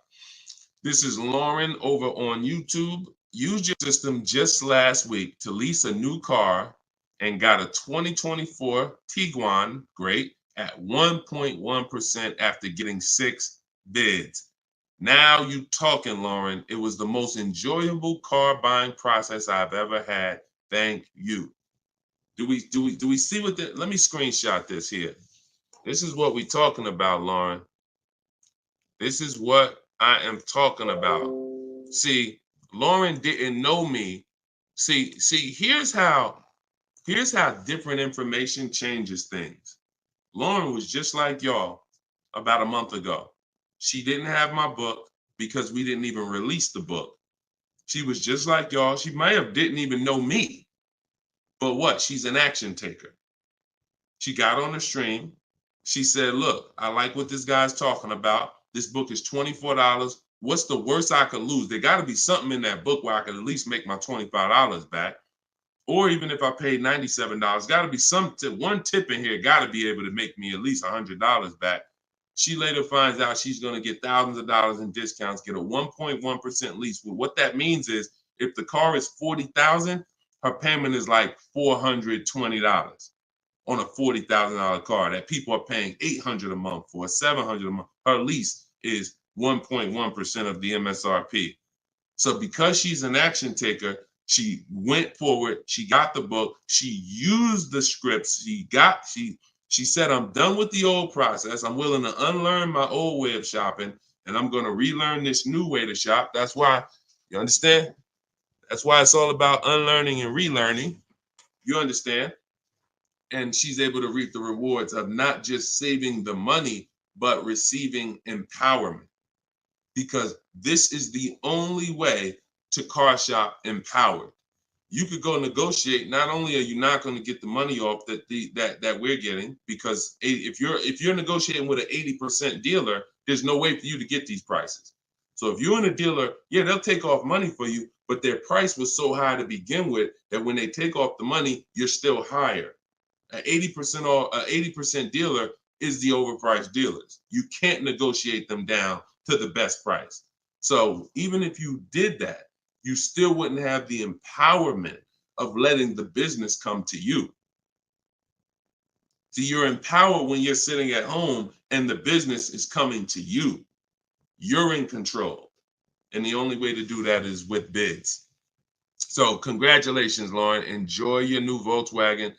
Beautiful vehicle. And I'm so glad to hear that you trusted the process and you have reaped the rewards. Congratulations. God bless you. All right, Dolan, go ahead. Throw the next one up. We are live, y'all. This is our Thursday, May 9th, 12 p.m. live stream. So if you don't see the banner over my head, we are live. You can ask your questions. We'll try to get them in the show. Wanda Lopez Smith on TikTok. Leasing companies not allowing third-party buyouts. Yeah, I explained that. If we have a third-party restriction, we're going to sell it to a local dealer.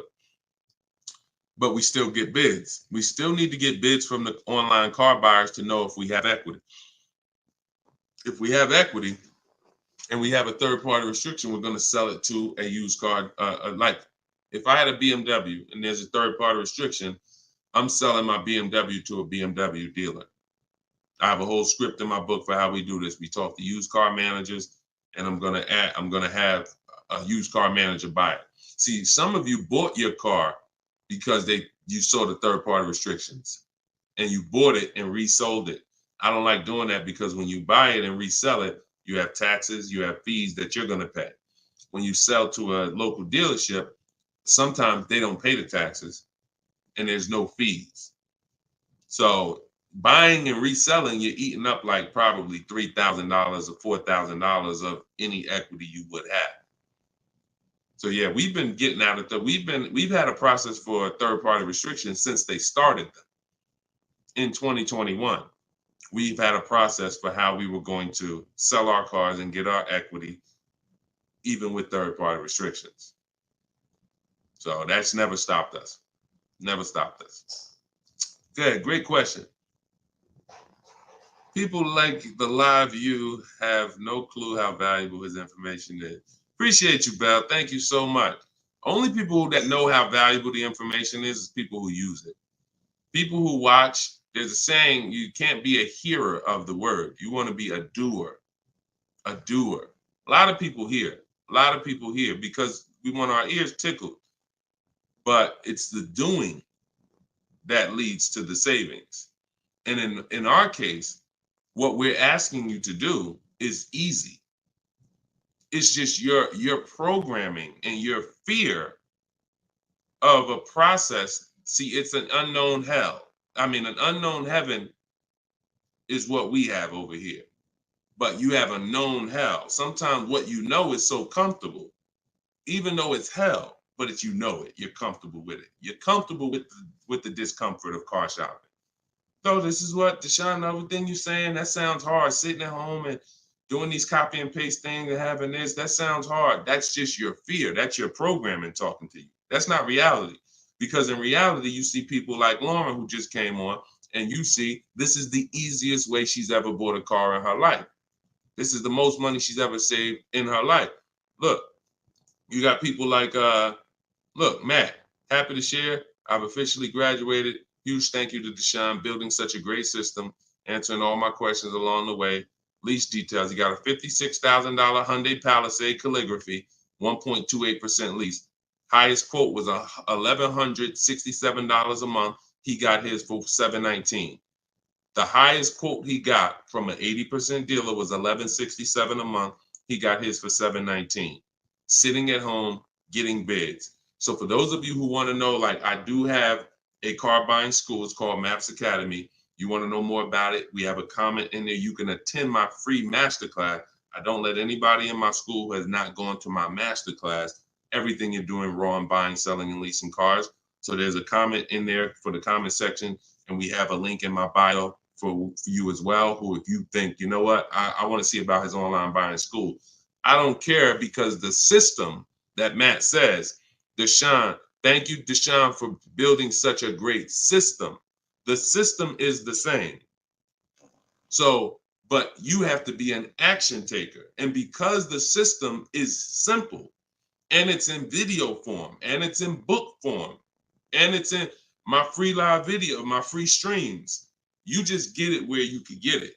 But there's no excuse for sitting at home car shopping the old way anymore when this information is available and it exists and it's 3 years old. This isn't new. We have hundreds of people. You're not oh, let me take a chance and see if this will work. That ship has sailed long time ago.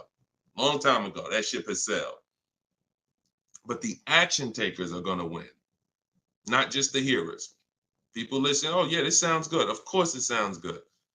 But you won't reap the results until you become an action taker on the information. Okay, so those of you who want the book, it's in my TikTok bio, it's in my Instagram bio. You'll have access to these strategies for the rest of your life. All right, Dolan, shoot the next question up. We got some great questions coming in today.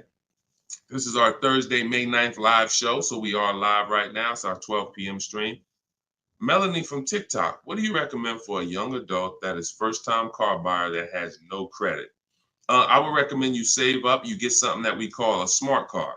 That's not one of those little cars that you heard. It stands for saving money at the right time.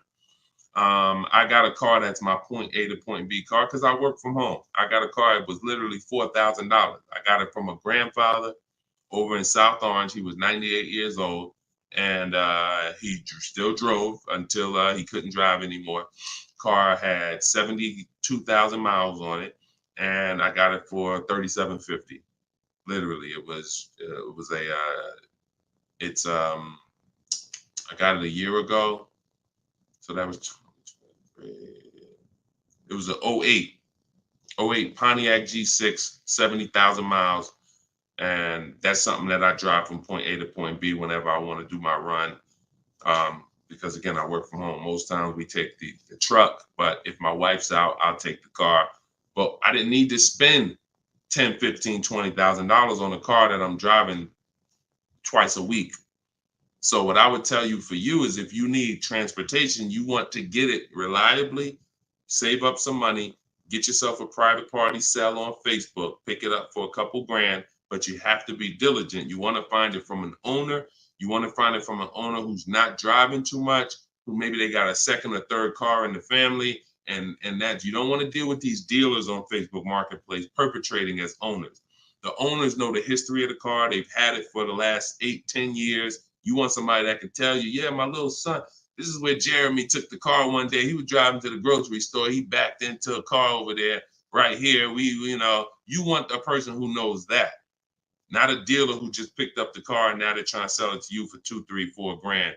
So that's what I would be doing. I would be getting me a very reliable, inexpensive car that I can actually get to work with, make more money. And then once I make money, I will be choosing whether I'm buying or leasing based on if I'm going to keep the car for 8 more years. Whenever you get into spending real money on cars, over 12, 15 grand, this is when you start wanting to ask yourself, am I going to keep this car 8 years or not? Because once you get these cars and build up your credit, Melanie, another thing you should be doing is getting a credit card, not using it, pay it off every month, spend $20 on it, pay it off so you can get your credit up to a 700 score. You could be at a 700 score lightning fast before the next 12 months. So now what you want is you want a car to drive, get you to where you're going, but then you want to be building your credit now. So now when you're like, okay, I got a job, I'm making money, I want to get me a different car. Am I going to buy it or lease it? And if you're not keeping it 8 years, you want to go for the lease so that you could drive a brand new car for pennies on the dollar, as long as you keep following what we're teaching and getting great lease deals. But if you're keeping the car for 8 or more years, then you would go and you would buy a car, not lease it. But in order to do that, you want to set yourself up and get yourself up to a 700 credit score. So you should follow somebody like Shonda Martin. She's on all the platforms. Shonda Martin, this young lady is a guru when it comes to credit. She does a lot of live streams, a lot of Q&As, just like me. But yeah, you got a great path. But don't go out there and do what a lot of people do and finance a car, no credit, your first car, you're going to go buy it. Now you're getting a $20,000 car. You're going to probably pay, $500 a month for it. And now that car is going to be a long-term thing because it's just too expensive. And you just don't follow the traditional route is what I would tell you. All right. I'm glad. It's my daughter. She has a full-time job and now searching for a car. Okay. Perfect, Melanie. I think that's a great plan. Because the thing about that car that you're going to get for Facebook Marketplace is whenever she decides that she's ready to finance or lease a car, she can sell that car and get all her money back. If she finds a great car on Facebook Marketplace for $4,000, $5,000, you guys can sell that car and get the whole $4,000 or $5,000 back. You'll get 80-90% of it back. And I like to get whenever it's going to be a short-term thing, I don't want a car where it's going to be a burden to me later. We want to get a car that does the job now. I know with this Pontiac, whenever I choose to sell it, because I'm actually going to get a car. I've been waiting to get a vehicle that I want for a number of years. And when I do go get that, I'll sell this one, but I'll get everything back that I spent on that car. I'll get it back. So it's just strategic. It's a great way to move when you know these cars are not costing you money. You're breaking even on them, and it's just great. So that's what I would say, Melanie. That's what I would do for my own daughter. Okay, go ahead, Dolan. Shoot the next one up. We are live, y'all. We're going to try to get through as many as we can in the show. Type your questions. This is our Thursday, May 9th show, our 12 p.m. broadcast. So, Sir Francis on YouTube. What's the best source for an accurate valuation to determine if purchasing a used car is a good idea? I don't go by that. The only way purchasing a used car is a good idea for me is if we're keeping it at least 8 years. That's it. If you're not keeping it at least 8, are you keeping the vehicle at least 8 years?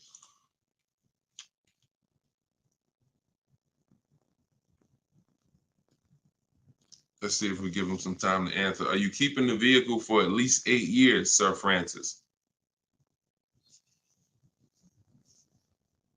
See, if we're not keeping the vehicle at least 8 years, there's no point in buying it, because the money that you would spend to lease, you can't put a price tag. You can't compare it. The reason I have to show you all these lease deals is to see you cannot compare great lease deals to purchase deals. You can't. Look at this. Look at Jared. Jared followed the leasing like a boss system. The leasing process went quick and exactly like you said it would. Sent the emails. We had multiple offers to work with. Trusted the process. Used the scripts. Got the lowest offer from $565 a month down to $520 with a counter offer. Look. That's probably a $40,000 vehicle. I don't have it up in front of me because I cut the rest of his post off. But look, 1.28, $56,000 vehicle. Even if you were buying a used version of this. So let's just I want to show you this. Let's just say instead of leasing like Matt did here, he got a $56,000 vehicle for $719 a month We already know with $1,000 every, with $100 a month on every $5,000, this $56,000 vehicle is about $1,100 a month. Every 5,000 bucks is $100 a month on a 5-year finance. So $56,000 vehicle, we're looking at literally $1,100 a month, $1,100 a month payment. Let's just say though he bought this car used. He didn't understand leasing. He found a used one. So instead of 56, let's say he gets one for, you know, let's call it instead of 56, he gets 26 grand off. Let's say he gets it for, hold on, let me do percentages. I don't know why I can't do math right now in my head. Let's say he gets it for 38. Let's use something that's really conservative and good. He gets it for 38. So a $56,000 Hyundai Palisade, he finds an incredible deal on a pre-owned one. He gets it for 38. Once his taxes go in, he's at 40. What's his monthly payment, y'all? If every $5,000 is $100 a month, what's his monthly payment for 40? See, it's all about no money down. If you notice, every time we're comparing numbers, we're not putting any money into the deals. See, when you're not putting any money into the deals, you can easily compare the deals. That's why all we do is shop with no money down, because it's easy to compare the deals. In my book is No Money Down Mastery. You're going to find every strategy I teach you doesn't involve money. It doesn't involve money, because when you want to put money down, that's different. But money down should be after you have assessed the deal already. So, those of you who want your copy of Cars from Home, 7 Steps to Saving Time, Money, and Avoiding Dealers, go to my TikTok bio now, get your copy for 75% off. Go to my Instagram bio, get your copy. But look at this. I'm asking y'all, what's his payment? Let's see if we got anybody that chimed in. If he didn't get this brand new one, if he didn't get this brand new Hyundai truck, he got a used one. So instead of 56,000, he got his for 38. Great price. He found one for 38,000, low miles. Now taxes are in, and he's financing 40,000. What's his monthly payment?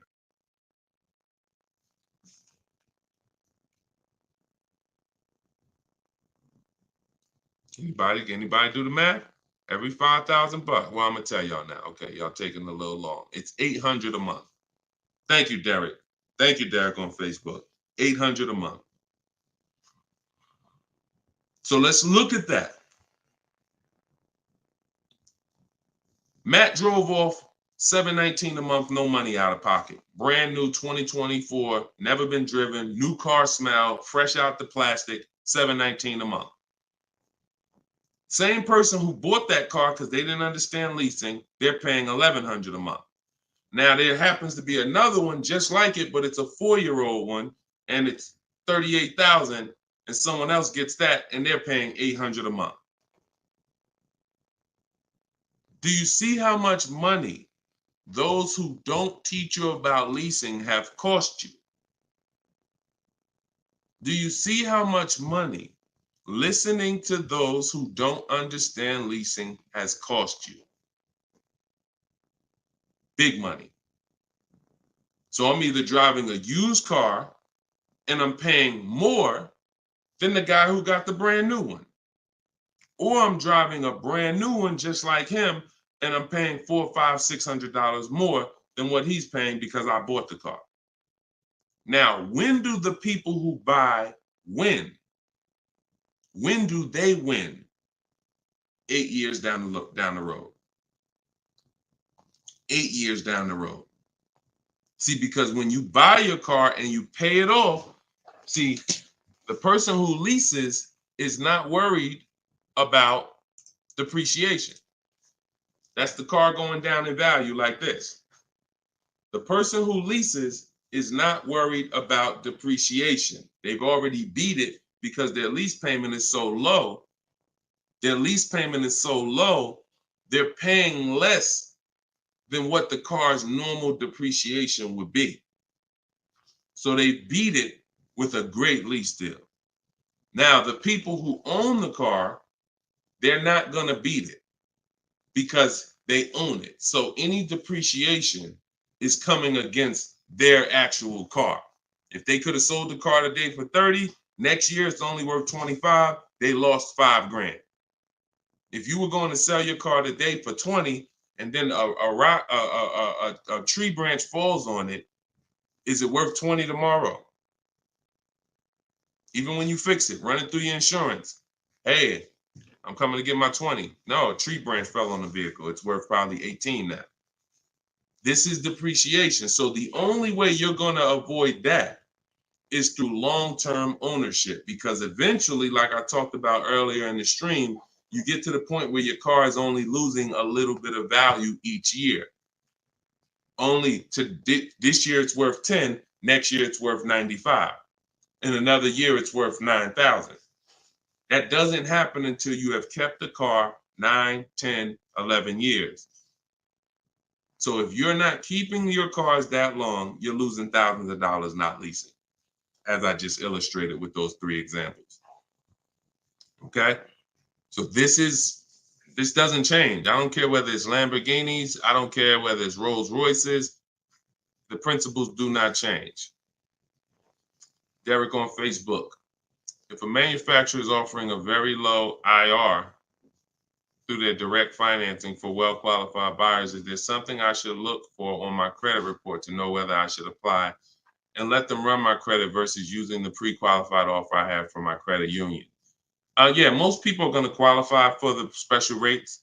If you have fair credit, good credit, most people are going to qualify for the special rates because it's not super tier. Super tier is like A1 or A9 in the business world. That's super tier. Most of them are tier 1. So a tier 1 approval is really going to be if you have, 680 credit score and above. If you've had a car loan in the past that you've paid well, you should be able to qualify for those special interest rates. Those are not super hard to qualify for. And if it's something under 2.9, you're typically not going to see that coming from a credit union or a bank, not in this market. Not in this market. So yeah, it's a good question though. But that's round 1 in the bank bidding war. So it's important for you guys to know that whenever you see a special interest rate offer, in many cases, it's not hard to qualify for. You don't need perfect credit. 680, 700 and above, you should be fine. All right. So, all right. Let's go, John Tez on YouTube.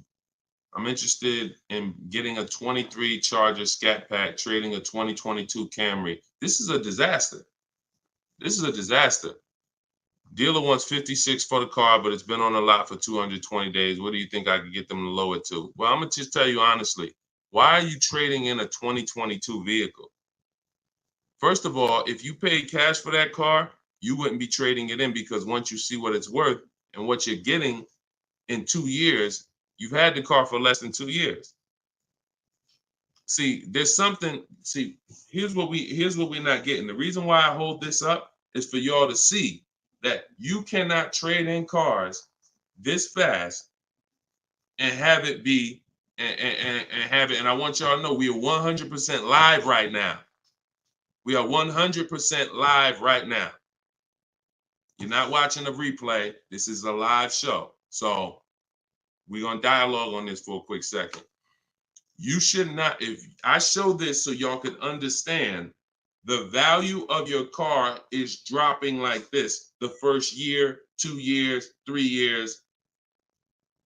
You think that you could buy a car here for $35,000, turn around, trade it a year later, and it's only worth now $27,000, and you're just going to flip and take that $7,000 loss in depreciation.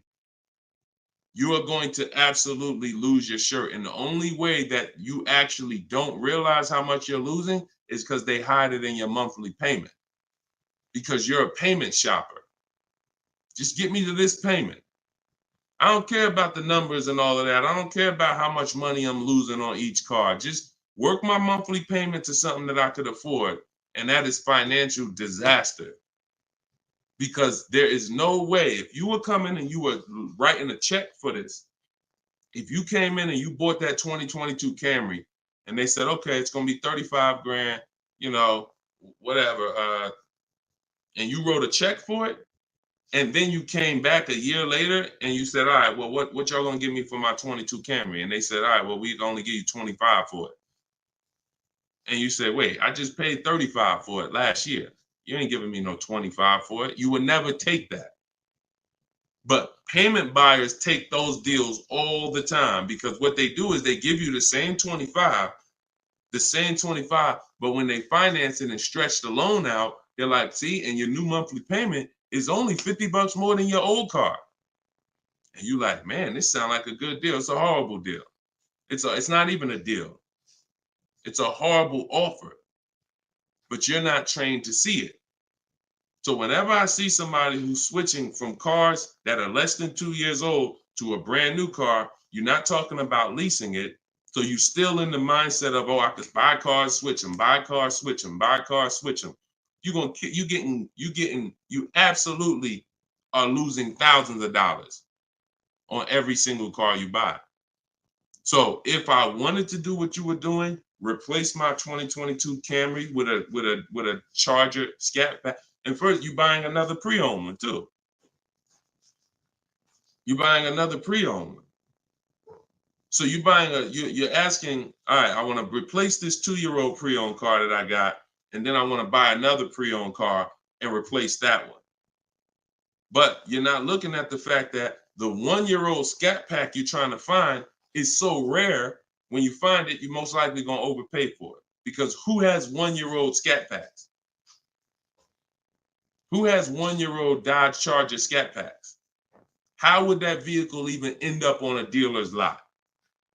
You only get the cars on dealers' lots one of two ways. The dealer has to buy them from auction, or buy them from one of their customers, or at the end of a lease, the person returns the car. So people are not usually trading in a 1-year-old car. So if it has been on the dealer's lot, maybe it's because it's a leftover model. And if it's a leftover model, you don't have anything to compare it to see how much you should be saving. So what I would be doing is, before I buy a 1-year-old Scat Pack, I would see what's the market on a brand new one. This is so important. This is so important, because this is financial intelligence. Look at this. If I would have walked in, this is Sean. Sean got an F-150 Lightning, $73,000 vehicle. He ended up saving $20,000 on the vehicle. Brand new one. Same thing with Kimberly. She got a Maserati. You can see here, what does it say? Total savings, $20,700. 2023 Maserati Greco, $86,000 vehicle. They took off $20,700. That's the new one. So what happens if she would have bought a used one, 1 year old, and she saved 20 grand? She might have thought that was a great deal. Man, I got a 1-year-old Maserati. They took off 20 grand from me. Not if she didn't know that on a brand new one, she could have got 20 grand off. So whenever you're buying a car that new, you need to know what the brand new market is to know, all right, if I can save 10 grand off a brand new one, then how much should I save off the 1-year-old? I should save a lot more than that. See, and you have a lot of things that you moving in a way that I would tell you need a system, because it's hard for me to explain to you everything you are doing and a way you're approaching this, how you're going to overpay by thousands and thousands of dollars. You haven't talked about leasing versus buying. You're not talking about shopping for cars in a way where you can actually see multiple offers. You're talking about buying a 1-year-old pre-owned car without looking at what the market is. How do I know a good deal on a 1-year-old one? There's not enough vehicles out there for you to know a good deal on a 1-year-old, which means the only way I'm going to know a good deal on a 1-year-old one is I need to know what a good deal is on a new one. And if a good deal on a new one saves me 15 grand, then that means on a 1-year-old one, I need to save like 20 to 25. There's not enough vehicles for you to do that. So you should really be looking at following a system, learning about leasing versus buying. Are you keeping the next car 8 years or not? If you're not keeping the next car 8 years, you shouldn't be buying, you should be leasing. Because I don't care what you get the price for on the Scat Pack, you are gonna overspend compared to someone who goes and leases their Scat Pack and gets a great deal on it. So we got to slow down and look. Most times we're approaching car buying like grocery shopping. We trying to get our car deal done the same time as a grocery shopping visit. 2 hours, 3 hours. We're at the grocery store more than we're planning our car purchase. And the only way you're going to save money is to take your car buying process seriously. If it's just like, nah, Deshone, it ain't that big of a deal, then go ahead and go give them 15, 20 grand. But I tell you what, somebody like me, somebody who's listening to me, who getting the same car that you're getting, and they say, man, so funny, Deshone, I'm in the same position as that person is in. I got a Camry too, and I want to replace it too with a Scat Pack. But I'm gonna use your strategies. I'm gonna assess my old car, get bids for it. I'm going to determine leasing versus buying, and then I'm gonna shop for my car. That person will save 5 to 10 grand more than you, minimum. Minimum. I'll put any amount of money on it. I put any amount of money on it. So slow down and answer this question first. How many years are you keeping the next car? If the answer is not 8, don't think about buying it. Don't think about buying it. My goal is to shop for my most aggressive lease on my next car. If I'm buying it and I'm keeping it over 8 years, then I'm buying it. I'm not buying a car that I'm not keeping more than 8 years. Not no Scat Pack, not no Dodge Challenger, not no Toyota Camry, nothing. If I'm not keeping it 8 years, I'm not buying the car. Lease deals are too great. It's pennies on the dollar when I learn to get them. So everything I'm teaching y'all is out of my new book, Cars from Home. It's a digital book. It's called 7 Steps to Saving Time, Money, and Avoiding Dealerships. You can get your copy for 75% off in my TikTok bio. The price of the book is $97. That is the price. But you can get it for $24 if you get to my TikTok bio before the 30-minute timer expires. If you get to my Instagram bio before the 30-minute timer expires. We have a link in the comment section on YouTube and Facebook. You can go to deshonsbook.com, or you can scan this QR code with your phone and you can get your copy for 75% off. So use it. Make sure you send me your success stories. Continue to send me your success stories so we can bring them onto the show. That is a step-by-step system. There's nothing left to chance. You cannot leave anything to chance when it comes to car buying. Everything that we teach is for a reason. So let's continue to move. You know we will be back soon for another stream. And catch us later. We're usually live 7 and 12 p.m. So if you're around at 7 p.m., just again, if you don't see the banner above us, that means we're actually live. So jump on and we'll get to it. Everybody else who got your book, enjoy. For those of you who want to attend my free masterclass, Everything You're Doing Wrong, Buying, Selling, and Leasing Cars, you can also go to the comments or to my TikTok and Instagram bio. But you're going to need about an hour. And that's a straight hour of me and my board. And we have a comment for you right here in the Facebook and in the YouTube section. That's me showing you scenarios, going over 23 mistakes that most of you are making that you need to stop making if you're truly going to get below market deals. Okay, so other than that, y'all, get the information. I don't care how you get it. Get in where you fit in. Use it. Keep unlearning. And let's keep saving this money. All right, God bless y'all. See y'all on the next one.